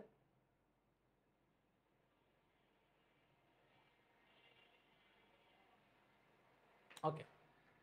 তো এই আপেক্ষিক ত্রুটি বের করার সূত্র হচ্ছে ভাইয়া, দেখো আপেক্ষিক ত্রুটির সূত্র হচ্ছে আপেক্ষিক ত্রুটি, আপেক্ষিক ত্রুটিকে, আপেক্ষিক ত্রুটির সূত্র কি ভাইয়া? আপেক্ষিক ত্রুটির সূত্র হচ্ছে দেখো চূড়ান্ত ত্রুটি, লিখো চূড়ান্ত ত্রুটি ডিভাইডেড বাই পরিমাপকৃত মান। পরিমাপকৃত যদি দৈর্ঘ্য হিসাব করো তাহলে পরিমাপকৃত দৈর্ঘ্য, ক্ষেত্রফল হিসাব করলে পরিমাপকৃত ক্ষেত্রফল, পরিমাপকৃত মান ইন্টু 100%, ইন্টু কি ভাইয়া? ইন্টু 100%। এটা হচ্ছে আপেক্ষিক ত্রুটির সূত্র, ইন্টু 100%। বুঝতেছো? এটা কিসের সূত্র ভাইয়া? আপেক্ষিক ত্রুটির সূত্র। এটা কি? এটা হচ্ছে আমাদের আপেক্ষিক ত্রুটির সূত্র। ভালো করে বুঝো, এটা কার সূত্র? এটা হচ্ছে আমাদের আপেক্ষিক ত্রুটির সূত্র। আমাদের আপেক্ষিক ত্রুটির সূত্র হচ্ছে এইটা। এটা কিসের সূত্র ভাইয়া? এটা হচ্ছে আমাদের আপেক্ষিক ত্রুটির সূত্র। ওকে, তো এটা যদি আপেক্ষিক ত্রুটির সূত্র হয় তাহলে এইটার ক্ষেত্রে আপেক্ষিক ত্রুটি কত হবে? আপেক্ষিক ত্রুটিটা হচ্ছে মনে করো তার চূড়ান্ত ত্রুটি যেটা আছে ওইটাকে তুমি শতকরা ত্রুটিটা কত এটাকে হিসাব করবা, ওইভাবে হিসাব করবা। সব বলছে দেখো এখানে এটার আপেক্ষিক ত্রুটি বের করবো। বলছে একটা বস্তু দৈর্ঘ্য পরিমাপ করে দৈর্ঘ্য পাইছে 20 মিলিমিটার, দ্যাট মিনস এইটাতে দেখো এখানে এখানে পরিমাপকৃত দৈর্ঘ্য যেটা পাইছো ওরা পরিমাপকৃত দৈর্ঘ্য কত পাইছে? 20 মিলিমিটার এটা পাইছে। এবং বলে দিছে যান্ত্রিক ত্রুটি 0.5 মিলিমিটার। এবং যান্ত্রিক ত্রুটি কত বলে দিছে? যান্ত্রিক ত্রুটি বলে দিছে তোমার ই সমান প্লাস মাইনাস 0.5 মিলিমিটার। ঠিক আছে, ঠিক আছে, প্লাস মাইনাস কি ভাইয়া? 0.5 মিলিমিটার। সো তোমার যদি এটা ক্ষেত্রফল পরিমাপে আপেক্ষিক ত্রুটি বলতো তখন একরকম হিসাব আসতো। এখানে বলছে দেখো এইটার জন্য এই দৈর্ঘ্য পরিমাপে ত্রুটি কত, সো দৈর্ঘ্য পরিমাপে তার যান্ত্রিক ত্রুটিটা বলে দিছে এইটা, এবং এই দৈর্ঘ্য পরিমাপে ত্রুটি বলে দিছে ওইটা থেকে আপেক্ষিক ত্রুটি বের করতে বসে। এখানে এক্সট্রা কোনো কিছু আসতেছে না, ক্ষেত্রফল বললে অন্য কিছু আসতো। বাট এখানে দেখো এখানে যে চূড়ান্ত ত্রুটি, দেখো এখানে চূড়ান্ত ত্রুটি এইটাই হবে, এই যে চূড়ান্ত ত্রুটি যেটা, এই চূড়ান্ত ত্রুটি হবে দেখো ভালো করে বুঝো, মানে যে প্লাস মাইনাস 0.5 বসে, তুমি যদি এই পরিমাপকৃত দৈর্ঘ্য আছে ঠিক আছে এটার সাথে যদি 0.5 যোগ করো তাহলে 20.5 পাবা। ভালো করে বুঝো, 20.5 পাবা। আবার এটা থেকে যদি এই 20 থেকে যদি পরিমাপকৃত মান থেকে তার যে ত্রুটি যেটা 0.5 এটা যদি বিয়োগ দাও তাহলে পাবা তুমি 19.5, তাহলে কত পাবা? তাহলে তুমি 19.5 পাবা। তো ঘুরে ফিরে দেখো এটা কত, তার পরিমাপকৃত মান থেকে এটা 0.5 বেশি, তার পরিমাপকৃত মান থেকে এটা 0.5 কম।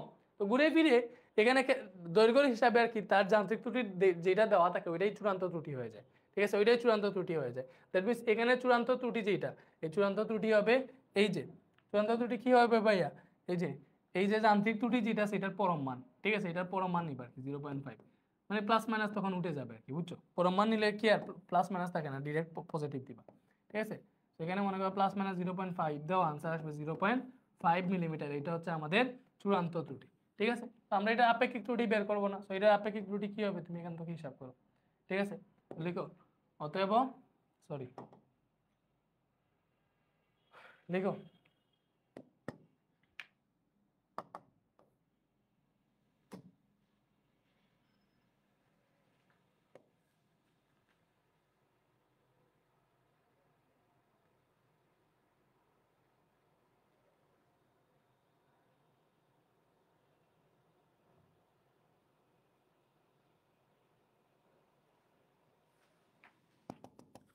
এটার আপেক্ষিক ত্রুটি বের করবো। সো আপেক্ষিক ত্রুটি কি হবে?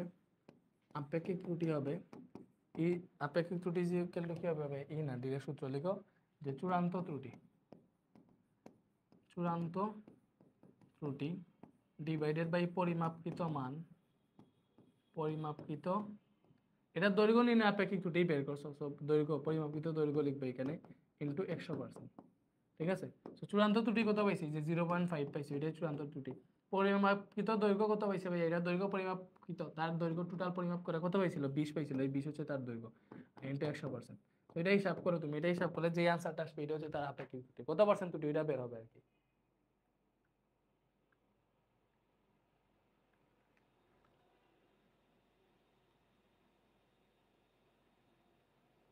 এই এটা কি সাউন্ড কম শুনতেছো তোমরা? সাউন্ড যদি কম থাকে তাহলে তো আমি সাউন্ড বাড়াইতে পারবো, আমাকে বলো না কেন? সাউন্ড কম হলে তো সাউন্ড বাড়ানো যায়। কি যে বলো, রেকর্ডেড ক্লাসে তো সাউন্ড আরো বেশি থাকবে। এই সাউন্ড আমি বাড়াইতেছি, ওয়েট। এটা একটু হিসাব করি, 0.5 divided by 20 into 100%।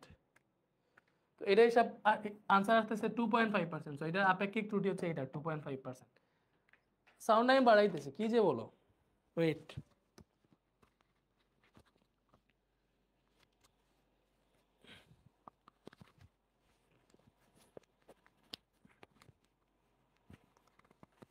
Okay, sound ভাইয়া বাড়াইতেছি, একটু লাইভে থাকো, সমস্যা নাই ভাইয়া, সাউন্ডটা বাড়াই আসি, ঠিক আছে?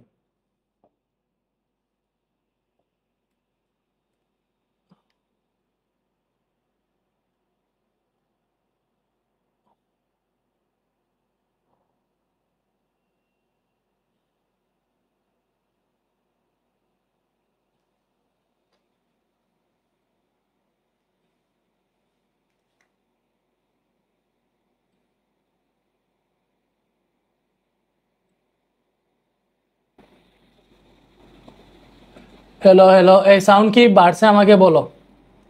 সাউন্ডটা কি বাড়ছে নাকি আরো বাড়াবো আমাকে বলো?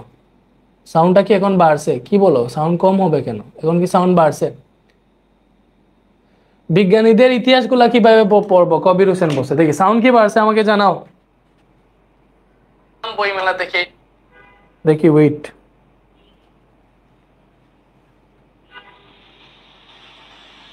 হ্যালো হ্যালো, এই সাউন্ড কি বাড়ছে আমাকে বলো? সাউন্ডটা কি বাড়ছে নাকি আরো বাড়াবো আমাকে বলো? সাউন্ডটা কি এখন বাড়ছে? কি বলো, সাউন্ড কম হবে?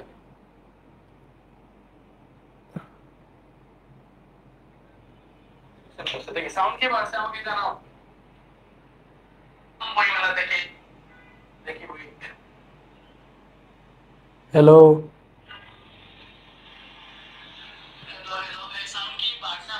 আচ্ছা ঠিকঠাক আছে, এখন হবে, সব সব হবে। মিডিয়ামে রাখবো, আচ্ছা বেশি বাড়াই ফেলছি, মিডিয়ামে রাখি তাইলে। তো সাউন্ড নিয়ে তো কোনো সমস্যা নাই, এগুলো তো আমি চুটকি মেরে সাউন্ড ঠিক করে ফেলতে পারবো। হ্যালো হ্যালো, 70 রাখছি, ঠিক আছে। ওকে ওকে ওকে ওকে ওকে। একজন বলছে বিজ্ঞানীদের পরিচয় কেমনে পড়বো? বিজ্ঞানীদের পরিচয় যে আমি এই স্লাইডে দাগাই দিছি, এই স্লাইডটা কি তুমি পাও নাই? গত ক্লাসে মেবি ছিল না। বিজ্ঞানীদের পরিচয় আমি তো সংক্ষিপ্ত করে দিয়ে দিছি, এই যে এইভাবে দিছি না বিজ্ঞানীদের পরিচয়গুলা, একদম সংক্ষিপ্ত করে দিছি। তাহলে এখান থেকেই পড়বা, এখান থেকেই পড়লে হবে। সাথে দাগাইয়াও দিছি, শুধু সংক্ষিপ্ত করে দেই নাই, সাথে দাগাইয়াও দিছি। ওকে, এবার আপেক্ষিক ত্রুটি জিনিসটা আমরা ভালোভাবে পড়ি, ঠিক আছে? ওকে, সো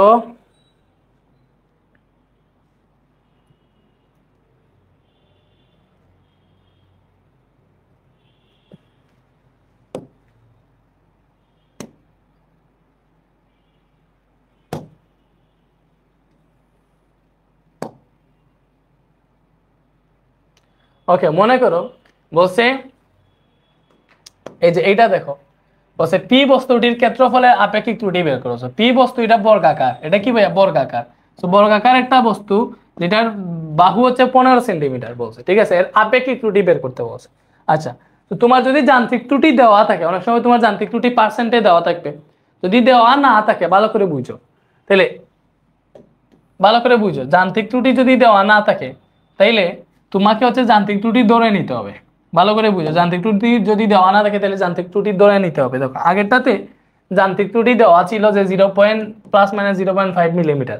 অন্য জিনিসও থাকতে পারে, ত্রুটিটা কত পার্সেন্টটাও থাকতে পারে, ঠিক আছে? একবার আরো কোয়েশ্চেন আছে যেগুলোতে যান্ত্রিক ত্রুটি দিয়ে দেয়। হ্যাঁ, এই যে এই যে এইটাতে বলে দিছে, দেখো এটাতে 5% দৈর্ঘ্য নির্ণয় আপেক্ষিক ত্রুটি, 5% ক্ষেত্রফল নির্ণয় আপেক্ষিক ত্রুটি বের করতে বলছে। তো এইগুলাতে যান্ত্রিক ত্রুটি দেওয়া আছে তোমার, ঠিক আছে? হ্যাঁ, তো এইগুলাতে দেওয়া আছে। অনেকটাতে যান্ত্রিক ত্রুটি দেওয়া না থাকলে কি করবে এটা দেখাবো, বুঝছো? এই যে এইটাতে দেখো, দৃশ্যকল্প 2 এ আয়তন আর পৃষ্ঠ ক্ষেত্রফল পরিমাপে আপেক্ষিক ত্রুটি তুলনা করতে বলছে, ঠিক আছে? আচ্ছা, সো ফার্স্টে আমরা অন্য টাইপের এগু করে এটা করে আসি। ওকে, আচ্ছা এইটা দেখি আমরা, দেখো দৈর্ঘ্য পরিমাপে আপেক্ষিক ত্রুটি 3% হলে সমগ্র পৃষ্ঠের ক্ষেত্রফল পরিমাপে আপেক্ষিক ত্রুটি নির্ণয় করো। আচ্ছা, এইটা একটা উদ্দীপকের বাক্সের আয়তন পরিমাপের আপেক্ষিক ত্রুটি এবং দৈর্ঘ্য পরিমাপের আপেক্ষিক ত্রুটির তুলনা। সো এগুলো একটু অ্যাডভান্স, আগে হচ্ছে আমরা এটা পড়ে যাই, ঠিক আছে, যেটা পড়া শুরু করছিলাম আমরা এইটা। মনে করো এটা আপেক্ষিক ত্রুটি হচ্ছে আমাদের যান্ত্রিক ত্রুটি বলে দেওয়া নেই, আমরা যদি দেওয়া না থাকে যান্ত্রিক ত্রুটি তাহলে হচ্ছে আমাদের যান্ত্রিক ত্রুটি ধরে নিতে হবে, ঠিক আছে। ওকে ওকে, সো এটার কি বের করবো, এটার আপেক্ষিক ত্রুটি বের করবো। সো আপেক্ষিক ত্রুটি বের করতে হইলে আমরা জানি আপেক্ষিক ত্রুটির সূত্র কি, আপেক্ষিক ত্রুটি সমান চূড়ান্ত ত্রুটি বা পরম ত্রুটি যাই বলো, এটা চূড়ান্ত ত্রুটি ডিভাইডেড বাই পরিমাপকৃত ইয়ে ইন্টু 100%। এটাই তো আপেক্ষিক ত্রুটির সূত্র। সো আপেক্ষিক ত্রুটির সূত্র আমরা জানি, সমস্যা নেই। সো ওইটা থেকে আমাদের যা বের করতে হবে চূড়ান্ত ত্রুটি বের করতে হবে। আমাদের কি বের করতে হবে, চূড়ান্ত ত্রুটি। তো এটার দেখো এখানে এখানে বর্গক্ষেত্রের বাহুর দৈর্ঘ্য কত দিছে ভাইয়া, বর্গক্ষেত্রের বাহুর দৈর্ঘ্য, বর্গক্ষেত্রের বাহুর দৈর্ঘ্য। সো বর্গক্ষেত্রের বাহুর দৈর্ঘ্য কত বলে দিছে, বর্গক্ষেত্রের বাহুর দৈর্ঘ্য মনে করো এই ইকুয়াল টু আমাদের বলে দিছে 15 সেন্টিমিটার, ঠিক আছে। সো এটাতে তোমাকে ত্রুটি উল্লেখ করে দেয় না যে ত্রুটি কত। সো এটার যান্ত্রিক ত্রুটি কত হবে জানো, দেখো এটার যান্ত্রিক ত্রুটি কত হবে, এটা যান্ত্রিক ত্রুটি হবে। সো লিখো যান্ত্রিক ত্রুটি ইজ ইকুয়াল টু, দেখো এটার পরিমাপ আমাদের 15 সেন্টিমিটার দেওয়া আছে, ঠিক আছে। সো এটা যদি এতটুকু দেওয়া থাকে তাহলে এটার যান্ত্রিক ত্রুটি হবে ইজ ইকুয়াল টু, এই যে এইটার ক্ষুদ্রতম একক কি ভাই এখানে সেন্টিমিটার, তাহলে এটার যান্ত্রিক ত্রুটি হবে +-0.5 সেন্টিমিটার। কি হবে, +-0.5 সেন্টিমিটার। যদি এটা মিলিমিটারে থাকতো, যদি 15 মিলিমিটার দেওয়া থাকতো, ক্ষুদ্রতম একক যদি মিলিমিটার হইতো তাহলে এটা যান্ত্রিক ত্রুটি হইতো +-0.5 মিলিমিটার। ভালো করে ভাই বুঝাইতে পারছি জিনিসটা। তো এইভাবে হচ্ছে ত্রুটি বের করে, মানে তোমার যদি ত্রুটি দেওয়া না থাকে তাহলে তুমি +-0.5 ধরে নিবা, ঠিক আছে। তো সেন্টিমিটার একক থাকলে +-0.5 সেন্টিমিটার, মিলিমিটার একক থাকলে ত্রুটি হবে +-0.5 মিলিমিটার। ভাই কি বুঝাইতে পারছি? ওকে, তাইলে যান্ত্রিক ত্রুটি ইজ ইকুয়াল টু কি পাইলাম, +-0.5 সেন্টিমিটার। কি পাইছি ভাইয়া, +-0.5 সেন্টিমিটার। ওকে, তো এটা আমরা বুঝছি। তো এইবার আমাকে যেটা করতে হবে, দেখো বর্গক্ষেত্রের ক্ষেত্রফলের আপেক্ষিক ত্রুটি বের করতে হবে। সো ক্ষেত্রফলের আপেক্ষিক ত্রুটি বের করবো না। সো আমাদের আপেক্ষিক ত্রুটির সূত্র কি ছিল, ভালো করে দেখো। আপেক্ষিক ত্রুটির সূত্র ছিল চূড়ান্ত ত্রুটি ডিভাইডেড বাই পরিমাপকৃত মান ইনটু 100%। সো পরিমাপকৃত মান কি, ক্ষেত্রফল নির্ণয় আপেক্ষিক ত্রুটি বের করতেছি, দ্যাট মিন্স পরিমাপকৃত ক্ষেত্রফল কত এটা আগে বের করতে হবে, ঠিক আছে। সো তুমি লিখো, অতএব তুমি লিখো পরিমাপকৃত ক্ষেত্রফল, দেখো পরিমাপকৃত ক্ষেত্রফল, ঠিক আছে, বস্তুটির পরিমাপকৃত ক্ষেত্রফল। মানে বর্গক্ষেত্রের বাহুর দৈর্ঘ্য পাইছে 15 সেন্টিমিটার, তাহলে এর পরিমাপকৃত ক্ষেত্রফল কি হবে, ক্ষেত্রফল বর্গক্ষেত্র যেহেতু বর্গের বাহুর দৈর্ঘ্য, বাহু মানে কি বর্গের ক্ষেত্রফলের সূত্র কি ভাইয়া, বাহু স্কয়ার, ঠিক আছে। তো এখান থেকে দেখো 15 স্কয়ার পাইতেছো, 15 স্কয়ার মানে কি, যত আসে ওইটা হচ্ছে তার পরিমাপকৃত ক্ষেত্রফল। এটা আসতেছে আমাদের 225 সেন্টিমিটার স্কয়ার আসতেছে, এটা আসতেছে আমাদের পরিমাপকৃত ক্ষেত্রফল। দেখি আসতেছে পরিমাপকৃত ক্ষেত্রফল। সো এবার আমাকে বের করতে হবে ত্রুটিগুলা। তো দেখো তার যান্ত্রিক ত্রুটি 0.5 সেন্টিমিটার দেওয়া ছিল না। ওকে, তাইলে লিখো এই যান্ত্রিক ত্রুটি, দেখো পজিটিভ হইলে তার বাহুর দৈর্ঘ্য সবচেয়ে বেশি পাবা না। দেখো যান্ত্রিক ত্রুটি যদি তোমার ইটাকে +0.5 ধরো, তার বাহুর দৈর্ঘ্য কত হবে, বাহুর দৈর্ঘ্য মানে বৃহত্তম বাহুর দৈর্ঘ্যটা বাড়বে না, ঠিক আছে। সো লিখো যান্ত্রিক ত্রুটির মান বসানোর পর তার বৃহত্তম বাহু, ঠিক আছে,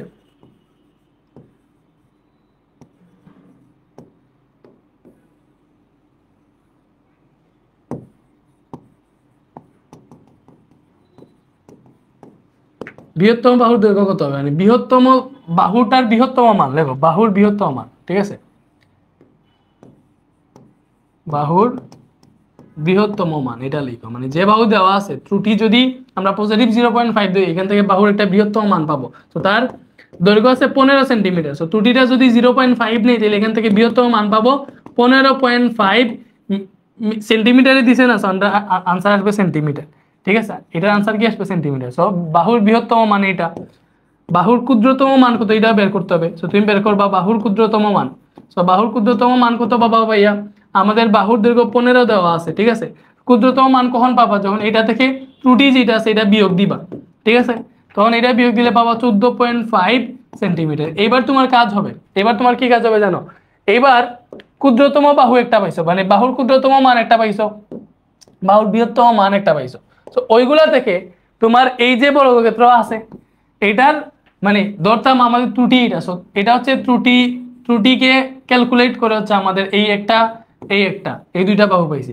সো এটা দেখে আমরা কি পাবো, এই বর্গক্ষেত্রের বৃহত্তম ক্ষেত্রফল পাবো না। সো আমরা বের করবো যে অতএব বর্গক্ষেত্রের বৃহত্তম ক্ষেত্রফল, অতএব লিখো অতএব বৃহত্তম ক্ষেত্রফল, অতএব এই যে বর্গক্ষেত্রটা আছে এটার বৃহত্তম ক্ষেত্রফল কি হবে, তার বৃহত্তম বাহু যেটা আছে দেখো বর্গক্ষেত্রের ক্ষেত্রফল হচ্ছে বাহু স্কয়ার, তাহলে তার বৃহত্তম বাহু থেকে যে ক্ষেত্রফল পাবো এটা বৃহত্তম ক্ষেত্রফল হবে। তাহলে বৃহত্তম বাহুকে স্কয়ার করব, এটা থেকে হচ্ছে আমরা বৃহত্তম ক্ষেত্রফল পাবো। এটা থেকে কি পাবো, বৃহত্তম ক্ষেত্রফল পাবো। তো এটা পাইছি হচ্ছে আমরা 240.25 সেন্টিমিটার স্কয়ার। ঠিক আছে, তো সেম ভাবে ক্ষুদ্রতম ক্ষেত্রফল কেমনে পাবো ভালো করে বুঝো। ক্ষুদ্রতম ক্ষেত্রফল কেমনে পাবো ভাইয়া, ক্ষুদ্রতম ক্ষেত্রফল পাবো, ক্ষুদ্রতম ক্ষেত্রফল পাবো তার ক্ষুদ্রতম বাহু যেটা আছে এটা থেকে যদি ক্ষেত্রফল বের করি তাইলে এটা আসবে আমাদের ক্ষুদ্রতম ক্ষেত্রফল। সো 14.5 স্কয়ার, এটা থেকে আমাদের ক্ষুদ্রতম ক্ষেত্রফল কত আসতে পারে 210.25 সেন্টিমিটার স্কয়ার। এটা আসছে আমাদের কি ভাইয়া, এটা আসছে আমাদের ক্ষুদ্রতম ক্ষেত্রফল। ঠিক আছে, এইবার আমাকে চূড়ান্ত ক্ষেত্রফল বের করতে হবে। ঠিক আছে, মানে চূড়ান্ত ত্রুটিটা বের করতে হবে। ওকে, তো এইবারে লিখো ক্ষেত্রফল পরিমাপে ত্রুটি।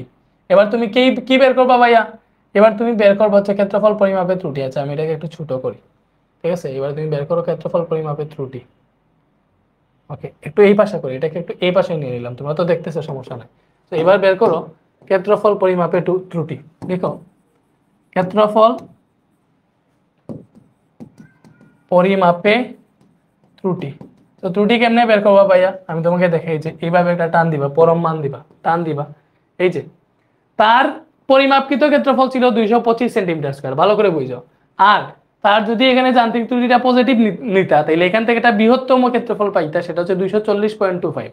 ঠিক আছে, তো এখানে ত্রুটি কতটুকু হয়েছে তার, সে কিন্তু পাইছে 225 সেন্টিমিটার স্কয়ার, বা ত্রুটি সহ যদি হিসাব করতো তাহলে ক্ষেত্রফল আসতো 240.25। তাহলে এখানে ত্রুটি কোনটা হয়েছে, বৃহত্তম ক্ষেত্রফল থেকে যদি তার পরিমাপকৃত ক্ষেত্রফল বিয়োগ দাও, এটা থেকে যদি এটা বিয়োগ দাও তাহলে কিন্তু ত্রুটিটা পাইতেছো।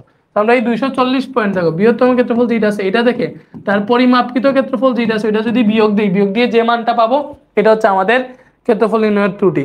240.25 মাইনাস 225, তো এটা কত আসতেছে ভাই, ওইটা আসতেছে আমাদের 15.25 সেন্টিমিটার স্কয়ার, যেহেতু এখানে বর্গ সেন্টিমিটার হিসাব করতেছি। এরপরে ক্ষুদ্রতম ক্ষেত্রফলের জন্য একটা ত্রুটি পাবা।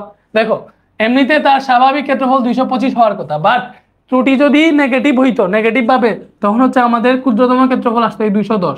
তো এইটা থেকে যদি এইটা বিয়োগ দাও, দেখো এখন যদি তুমি ক্ষুদ্রতমটা থেকে এইটা বিয়োগ দাও তাহলে তো তোমার আনসার মাইনাসে আসবে, ঘুরে ফিরে ত্রুটি হয় পজিটিভ, মানে চূড়ান্ত ত্রুটিকে হচ্ছে আমরা পরম মান দিয়ে হিসাব করি।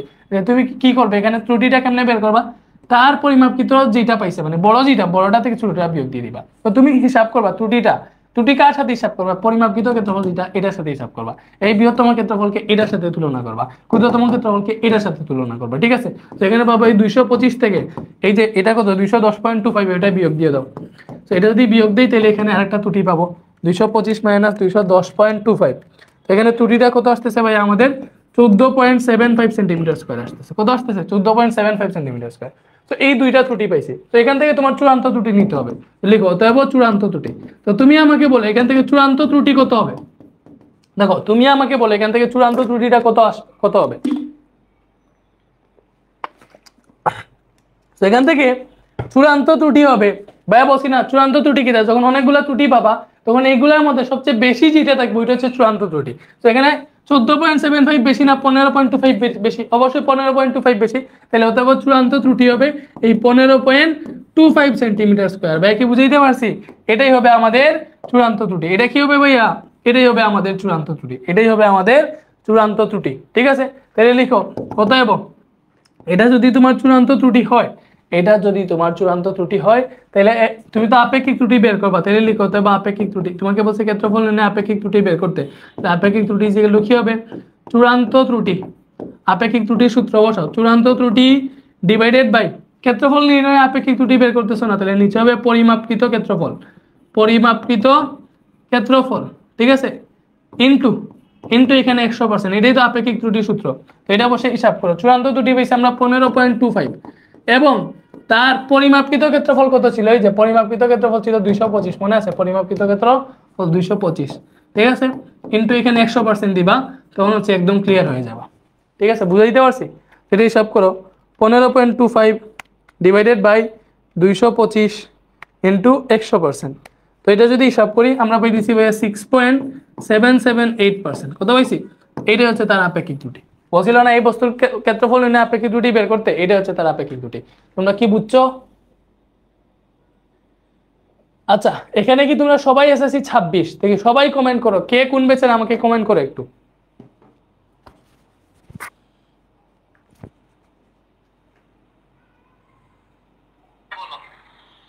সাউন্ডটা কি বাড়ছে? আজকে ক্লাস কি হয়? আজকে চূড়ান্ত ত্রুটি দিতে হবে, লিখো দেখো চূড়ান্ত ত্রুটি। তো তুমি আমাকে বলো এখান থেকে চূড়ান্ত ত্রুটি কত হবে, দেখো তুমি আমাকে বলো এখান থেকে, এটা বলো আমি আবার দেখাবো, বাট আচ্ছা তোমার তো তাকে এটা দিয়ে দাও, এটা তো তোমার আনসার মাইনাসে আসবে। এসএসসি 25 26 সব মিলাইয়া আছে, সমস্যা নাই। আচ্ছা যাই হোক, দেখতে থাকো, প্রবলেম নাই, প্রবলেম নাই, দেখো। ওকে,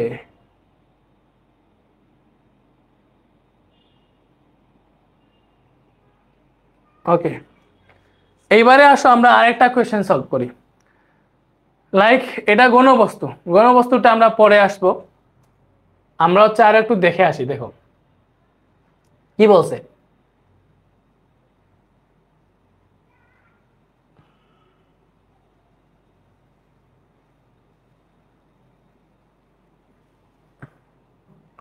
এই যে এটা দেখো, বলছে আয়তাকার একটি বাক্সের বাইরের দৈর্ঘ্য 60 সেন্টিমিটার, ঠিক আছে, প্রস্থ 40 সেন্টিমিটার, উচ্চতা 10 সেন্টিমিটার। বলছে বলছে বাক্সের দৈর্ঘ্য ও প্রস্থ নির্ণয়ে 5% আপেক্ষিক ত্রুটি থাকলে ওই তলের ক্ষেত্রফল নির্ণয়ে শতকরা কি পরিমাণ আপেক্ষিক ত্রুটি থাকবে ওইটা নির্ণয় করতে বলছে।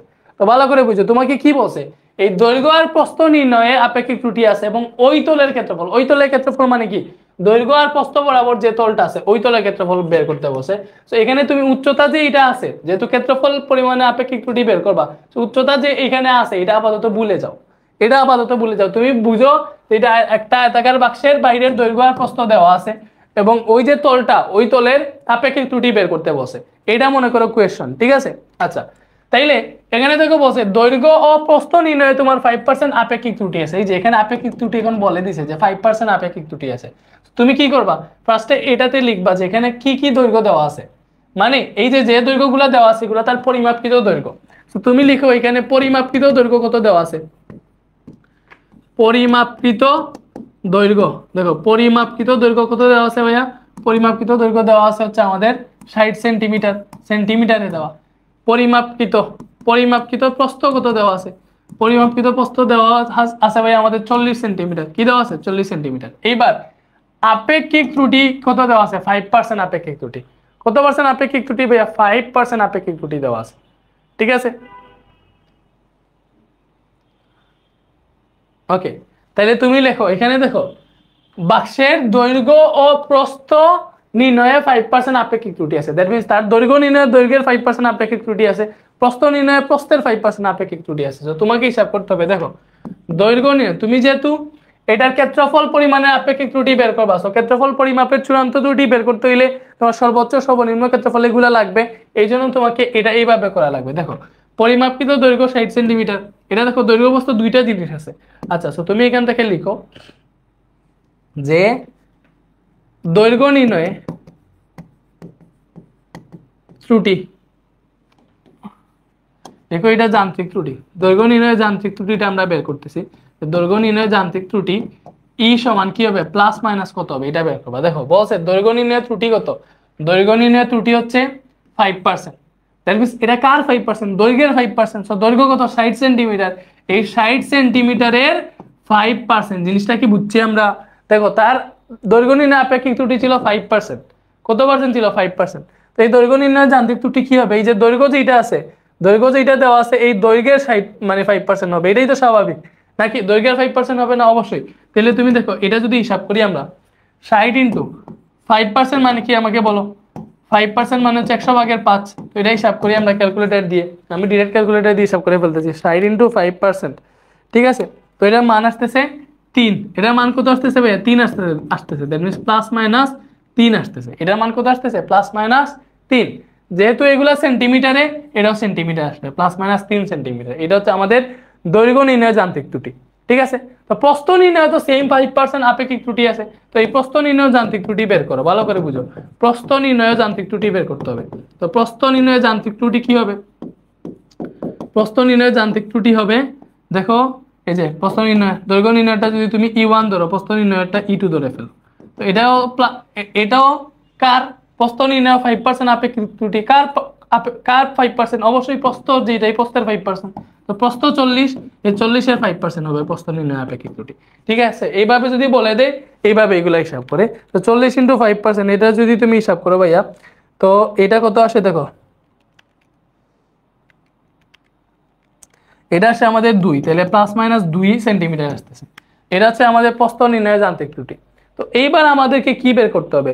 সর্বোচ্চ দৈর্ঘ্য সর্বনিম্ন দৈর্ঘ্য বের করতে হবে। ভালো করে দেখো, দেখবা সর্বোচ্চ দৈর্ঘ্য, সর্বোচ্চ দৈর্ঘ্য কি ভাইয়া? সর্বোচ্চ দৈর্ঘ্য মানে এই যে ত্রুটিটা পজিটিভ ধরলে সর্বোচ্চ দৈর্ঘ্য পাবা, নেগেটিভ ধরলে সর্বনিম্ন দৈর্ঘ্য পাবা। তো তুমি সর্বোচ্চ দৈর্ঘ্য বের করবে এখান থেকে। পরিমাপিত দৈর্ঘ্য 60, সর্বোচ্চ দৈর্ঘ্য কেমনে পাবা? এই যে দৈর্ঘ্য বের করতেছি, দৈর্ঘ্যের আপেক্ষিক ত্রুটি ছিল 3, এটা সরি দৈর্ঘ্যের যান্ত্রিক ত্রুটি ছিল 3, এটা যোগ করলে 63 পাইতেছি।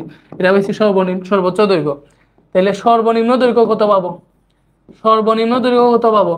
এই যে 60 যেটা আছে এটা থেকে যদি আমরা 3 বিয়োগ দিই, ভালো করে বুঝো, অবশ্যই বিয়োগ করলে আমরা সর্বনিম্ন দৈর্ঘ্য পাবো।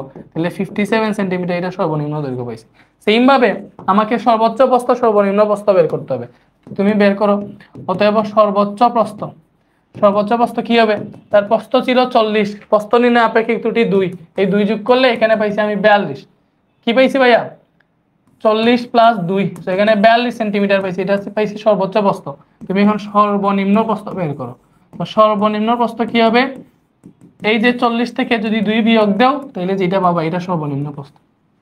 এইবার তার পরিমাপকৃত দৈর্ঘ্য প্রস্থ দিয়ে, দেখো পরিমাপকৃত দৈর্ঘ্য প্রস্থ দিয়ে যদি আমরা ক্ষেত্রফল হিসাব করি, এখান থেকে আমাদের পরিমাপকৃত ক্ষেত্রফল আসবে। তো তুমি এখান থেকে পরিমাপকৃত ক্ষেত্রফল বের করো, কারণ তোমাকে ক্ষেত্রফল নির্ণয়ে আপেক্ষিক ত্রুটি বের করতে হবে। চলো দেখো পরিমাপকৃত ক্ষেত্রফল। তো পরিমাপকৃত ক্ষেত্রফল কি হবে ভাইয়া?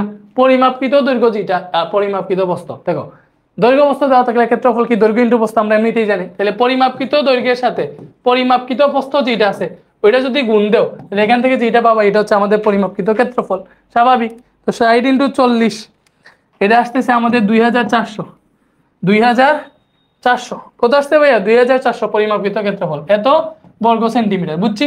ওকে, এইবার আমরা সর্বোচ্চ দৈর্ঘ্য, ভালো করে বুঝো, আমাদের সর্বোচ্চ ক্ষেত্রফল একটা সর্বনিম্ন ক্ষেত্রফল একটা বের হবে। এইবার সর্বোচ্চ দৈর্ঘ্য আর সর্বোচ্চ প্রস্থ হিসাব করে আমাদের যে ক্ষেত্রফল আসবে এটা সর্বোচ্চ ক্ষেত্রফল আসবে অবশ্যই। তো আমরা সর্বোচ্চ ক্ষেত্রফল বের করি। তাহলে সর্বোচ্চ ক্ষেত্রফল কি আসবে ভাইয়া? ভালো করে বুঝো, ভালো করে বুঝো। সর্বোচ্চ ক্ষেত্রফল আসবে সর্বোচ্চ দৈর্ঘ্য এবং সর্বোচ্চ প্রস্থ দিয়ে, যেটা। তো সর্বোচ্চ দৈর্ঘ্য হচ্ছে আমাদের 63, সর্বোচ্চ প্রস্থ 42। তাহলে এখানে 63-র সাথে 42 গুণ দিবা। আশা করি বুঝতে পারতেছো।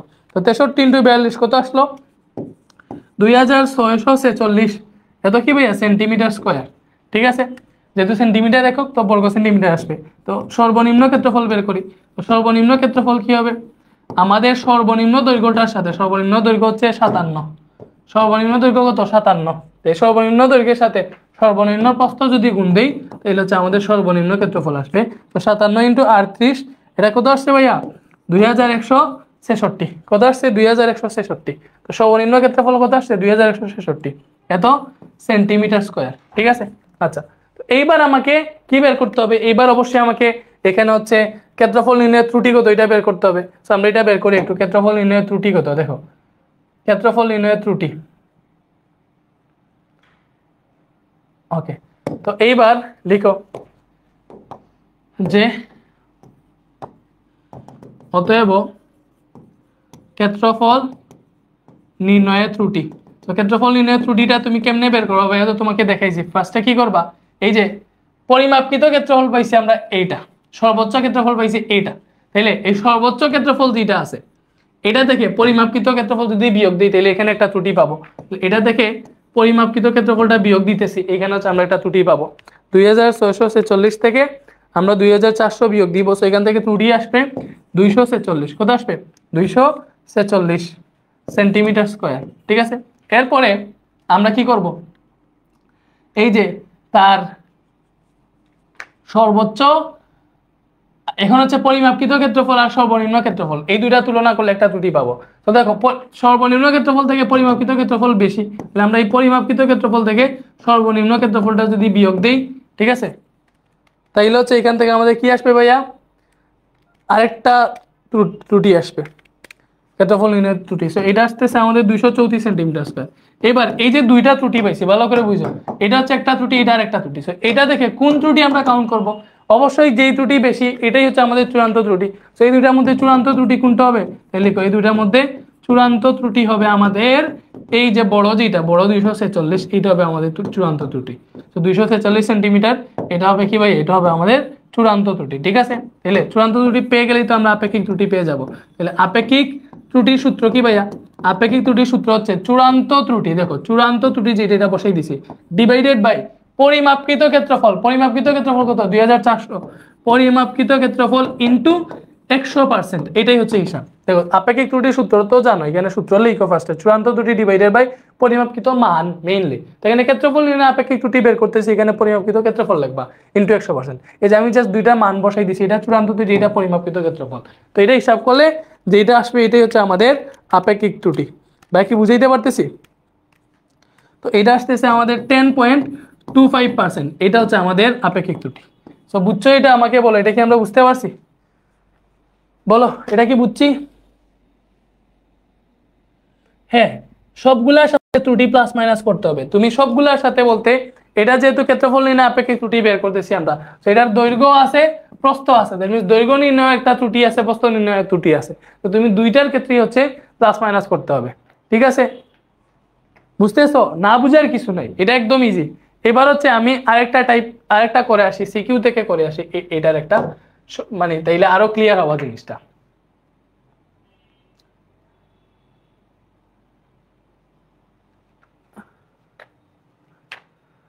আচ্ছা, এইটা একটা সিকিউ, দেখো রাজশাহী বোর্ড 2024-এর কোয়েশ্চেন।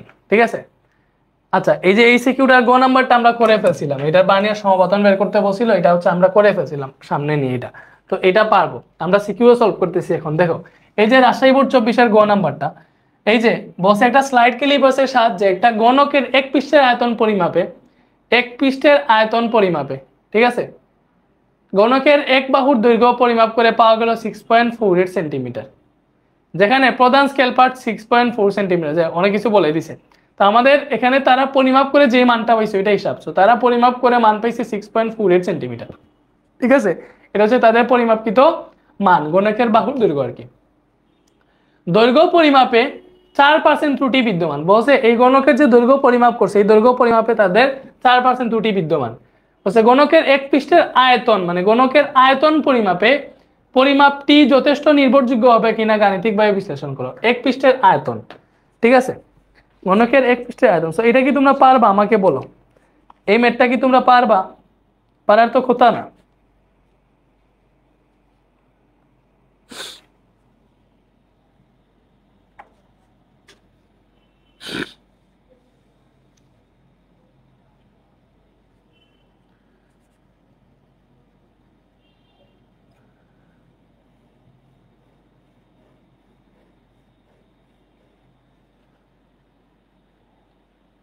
ওকে, তো এটা দেখো আমরা সলভ করি তাইলে। আমাদের গণকের এক পৃষ্ঠের আয়তন পরিমাপে পরিমাপটি যথেষ্ট নির্ভরযোগ্য হবে কিনা দেখবো।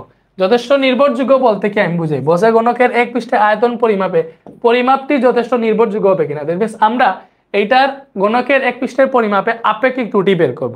তো স্বাভাবিকভাবে আমি তোমাকে বলি, ঠিক আছে, স্বাভাবিকভাবে হচ্ছে তোমার 100% যদি তোমার এটা ক্লিয়ার হয়, মানে আপেক্ষিক ত্রুটি যদি 0% থাকে, তাহলে এটা হচ্ছে একদম নির্ভরযোগ্য। ঠিক আছে, তো তুমি এটা আপেক্ষিক ত্রুটি বের করবা। তো আপেক্ষিক ত্রুটি মনে করো 10% বের হয়েছে, এটার মধ্যে 10% ত্রুটি আছে, তাহলে এটার পরিমাপটা নির্ভরযোগ্যতা কত তাইলে টোটাল তো 100%। তুমি হিসাব করে বের করলা যে এটার 10% ত্রুটি আছে, এটার নির্ভরযোগ্যতা কত? এই যে মানে 10% যদি ত্রুটি থাকে তাহলে নির্ভুল 90%, তাহলে এটার নির্ভরযোগ্যতা হইতেছে 90%। ঠিক আছে, সো এইভাবে এটা নির্ভরযোগ্য হবে কিনা দেখিতে বলছে। সো দেখো 90% বা 90%-এর উপরে এরকম হইলে এটা নির্ভরযোগ্য, মোটামুটি 95% ভালো এটা নেওয়া আছে। বাট এর চেয়ে নিচে যদি চলে আসে তাহলে এটা হচ্ছে মানে পরিমাপটা খুব বেশি নির্ভরযোগ্য না। ঠিক আছে, তার নির্ভরযোগ্যতা কত এটা পার্সেন্ট দিয়ে উল্লেখ করে দিয়ে দিলে হয়ে যাবে। ঠিক আছে, তারপর আমি এটা দেখাই দিই। দেখো তার পরিমাপকৃত দৈর্ঘ্য কত, গণকের পরিমাপকৃত, এটাতে গণকের পরিমাপকৃত বাহুর দৈর্ঘ্য, বাহুর দৈর্ঘ্য কত ভালো করে বুঝো। বাহুর দৈর্ঘ্য, পরিমাপকৃত বাহুর দৈর্ঘ্য কত বলে দিছে, এই যে তারা এইটা পরিমাপ করে বাহুর দৈর্ঘ্যটা পাইছে 6.48 সেন্টিমিটার। ঠিক আছে, এবং তারার দৈর্ঘ্য পরিমাপে ত্রুটি 4% ছিল। ঠিক আছে, দৈর্ঘ্য পরিমাপে 4% ত্রুটি ছিল। এখানে কিন্তু দৈর্ঘ্য শুধু একটা, আগের মতো প্রস্থ টস্থ নাই, শুধু দৈর্ঘ্য একটাই আছে। তো এখন তুমি কি করবা, তুমি হচ্ছে এটা বের করবা যে দৈর্ঘ্য নির্ণয়ে মানে যান্ত্রিক ত্রুটিটা বের করবা। ঠিক আছে, তো দেব যান্ত্রিক ত্রুটিটা কত, যান্ত্রিক ত্রুটিটা বের করবা। সো যান্ত্রিক ত্রুটি কেমনে বের করবা, যে প্লাস মাইনাস, ভালো করে বুঝো, প্লাস মাইনাস তার দৈর্ঘ্য এত পাইছে, এই দৈর্ঘ্য নির্ণয়ে 4% ত্রুটি ছিল, তাই দৈর্ঘ্য যত ছিল, ভালো করে বুঝো, তার দৈর্ঘ্য যত ছিল এটার 4% ত্রুটি, তার দৈর্ঘ্য যত ছিল এটার হচ্ছে 4% ত্রুটি। বুঝতেছো? অবশ্যই বুঝতেছো। তো দৈর্ঘ্য যেটা ছিল এটার 4% ত্রুটি, দ্যাট মিনস এই যে দৈর্ঘ্য 6.48 ছিল এটার 4% ত্রুটি আছে। তো এটা যদি আমরা হিসাব করি, এটার ত্রুটিটা কত আসতেছে ভাইয়া, এটার ত্রুটিটা আসতেছে প্লাস মাইনাস 0.2592, এই 4 ঘর আছে, 4 ঘরই নিও। ঠিক আছে, এত সেন্টিমিটার, বুঝছি। দৈর্ঘ্য নির্ণয় ত্রুটি ছিল 4%, তো দৈর্ঘ্য ইন্টু 4% এটা দিলে হচ্ছে আমরা মানে যান্ত্রিক ত্রুটি কত এটা পেয়ে গেলাম। তো এটা থেকে তুমি একটা সর্বোচ্চ দৈর্ঘ্য পাবা, ভালো করে বুঝো। গণকের সর্বোচ্চ দৈর্ঘ্য একটা পাবা কেমনে, তার বাহুর সাথে ত্রুটিটা যদি যোগ দেও, বাহুর সাথে ত্রুটিটা যদি যোগ দেও তাহলে এখান থেকে সর্বোচ্চ দৈর্ঘ্য পাবা। সর্বোচ্চ দৈর্ঘ্য একটা বের করবা এইভাবে যোগ দিয়ে 0.2592 যোগ করলে কত আসে ভাইয়া, এটা আসতেছে আমাদের 6.7392 এটা। তো এটা আসবে তোমার সর্বোচ্চ দৈর্ঘ্য। এটা কি আসবে ভাইয়া, এটা আসবে সর্বোচ্চ দৈর্ঘ্য। তো সেম ভাবে এগুলো সেন্টিমিটার, তো সেন্টিমিটার দিও। আরেকটা বের হবে সর্বনিম্ন দৈর্ঘ্য, একটা কি বের হবে ভাইয়া, সর্বনিম্ন দৈর্ঘ্য। সর্বনিম্ন দৈর্ঘ্য তুমি কেমনে বের করবা, এই যে তার মেইন দৈর্ঘ্য যেটা আছে এটা দেখে ত্রুটিটা বিয়োগ দিলে সর্বনিম্ন দৈর্ঘ্য আসবে। বুঝতেছি? ওকে, তাহলে 6.48 মাইনাস 0.2592, তো এটা হিসাব করলে আসতেছে 6.2208 সেন্টিমিটার। এটা আমাদের কি আসছে ভাইয়া, এটা আসছে সর্বনিম্ন দৈর্ঘ্য। এটা কি আসছে, সর্বনিম্ন দৈর্ঘ্য। বুঝতেছি? ওকে, তো এটা যদি সর্বনিম্ন দৈর্ঘ্য আসে আমাদের এখন কি বের করতে হবে, দেখো এটার আয়তন নির্ণয়ে আমাদের আপেক্ষিক ত্রুটি বের করতে হবে। আয়তন নির্ণয়ে আপেক্ষিক ত্রুটি যদি বের করতে চাই তাহলে আমাদের পরিমাপকৃত আয়তন লাগবে, আর আয়তন থেকে চূড়ান্ত ত্রুটি কত এটা লাগবে। আমরা ফার্স্টে পরিমাপকৃত আয়তন বের করি। দেখো পরিমাপকৃত আয়তন, সো এটা দেখে পরিমাপকৃত আয়তন কত হবে ভাইয়া, তার বাহু যেটা আছে আয়তন, গণক না এটা গণক, তাহলে গণকের আয়তন কি, গণকের আয়তনের সূত্র হচ্ছে a কিউব, মানে বাহু হোল কিউব, এটা হচ্ছে গণকের আয়তনের সূত্র। তাহলে পরিমাপকৃত আয়তন হবে বাহু কিউব। ঠিক আছে, বা a কিউব যাই হোক, তার বাহু কত পাইছিলাম, এমনিতে সাধারণ বাহু 6.48, সো এটাকে যদি কিউব করো ভাইয়া তাহলে এটা দেখে তুমি তার পরিমাপকৃত আয়তনটা পাবা 6.48 কিউব। এটা কত আসে জানো, এটা আসতেছে 272.0977792 এত সেন্টিমিটার কিউব। যেহেতু কিউব করছো তো এটা আসছে এত সেন্টিমিটার কিউব হচ্ছে তার পরিমাপকৃত আয়তন।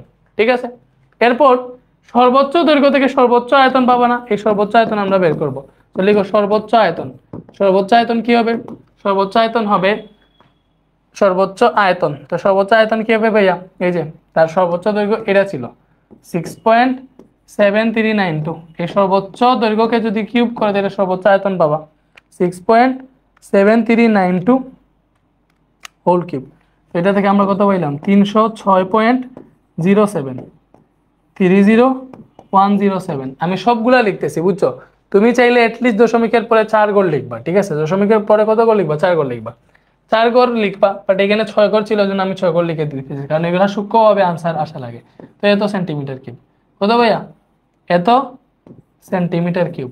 আর তুমি চাইলে দশমিকের ঘরে 2-3 ঘর রাখতে পারো, আমি বেশি রেখে রাখতেছি, যে এতটুকু থাকুক, এই যে 3 ঘর রাখতেছি, 0.073 রাখি, এটা তো 3 ঘর রাখি দশমিকের পরে, তাহলে 0.097 না, এই 790 কে যদি আমরা বাদ দেই, ভালো করে বুঝো, এটা এরকম ছিল 0.09779, এই যে এটাকে বাদ দিলাম, তাহলে যেটা বাদ দিতেছি এটার প্রথম ঘর 5 থেকে বড়, 5 থেকে বড় অথবা 5 সমান হলে আগের ঘরের সাথে 1 যোগ হয়, তাহলে এই 7টা 8 হয়ে যাবে।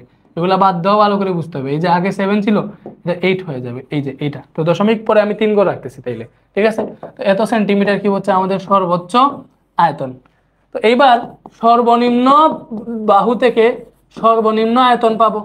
এই সর্বনিম্ন আয়তন কেমনে পাবো ভাইয়া, তার সর্বনিম্ন যেটা আছে ভালো করে বুঝো, সর্বনিম্ন আয়তন তুমি কেমনে পাবা, সর্বনিম্ন আয়তন পাবা তার সর্বনিম্ন যে দৈর্ঘ্য আছে 6 সর্বনিম্ন দৈর্ঘ্য কত, 6.2208, তো এই সর্বনিম্ন দৈর্ঘ্যকে কিউব করলে তার সর্বনিম্ন আয়তন পাবা 6.2208 হোল কিউব। তো এটা আসতেছে আমাদের 240.734, 730 দশমিক পরে 3 করে রাখলে 735 আসতেছে, 735 সেন্টিমিটার কিউব, এটা আসতেছে সর্বনিম্ন আয়তন। এবার আমাদের কি করতে হবে, এবার আয়তন নির্ণয় ত্রুটি বের করতে হবে, ঠিক আছে। তো আমরা হচ্ছে বাকিটুকু কই করব, এখানে আয়তন নির্ণয় ত্রুটিটা বের করি, বা এখানেই করি, দেখো দেখি, অথবা আয়তন নির্ণয় ত্রুটি,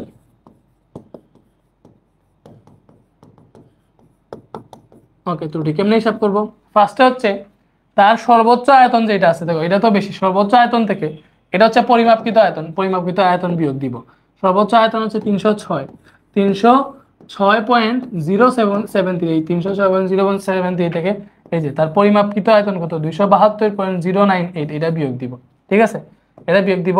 আর এটা বিয়োগ দিলে কি আসবে, এটার মান এখানে আমরা লিখি, মানটা কত আসে 306। সব স্টেপই তো তোমরা বুঝতেছো নাকি,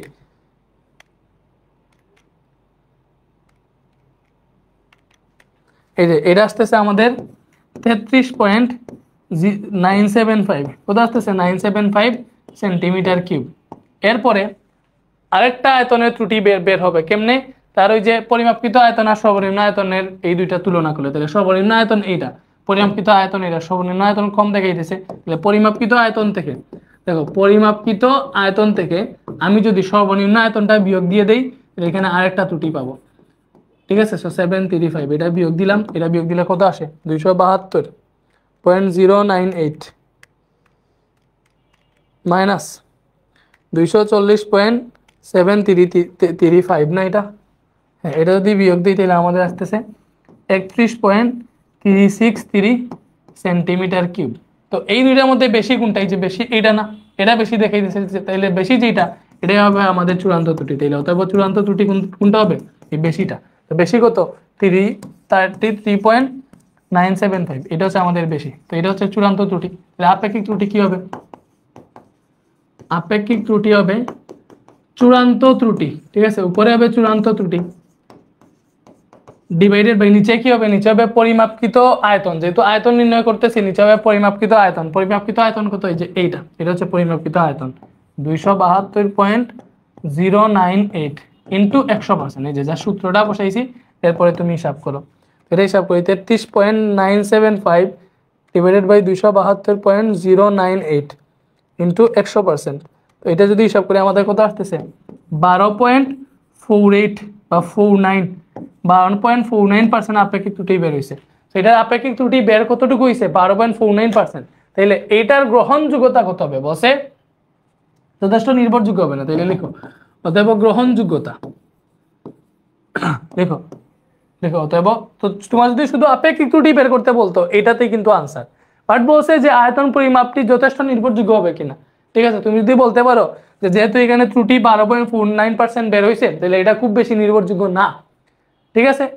বা অথবা বলতে পারো যে এটা নির্ভরযোগ্যতা কত, তাহলে লিখতে পারো অতএব পরিমাপটির নির্ভরযোগ্যতা, পরিমাপটির, দেখো তুমি এটা দেখিতে পারো যে পরিমাপটির নির্ভরযোগ্যতা কত, লাইক পরিমাপটির নির্ভরযোগ্যতা,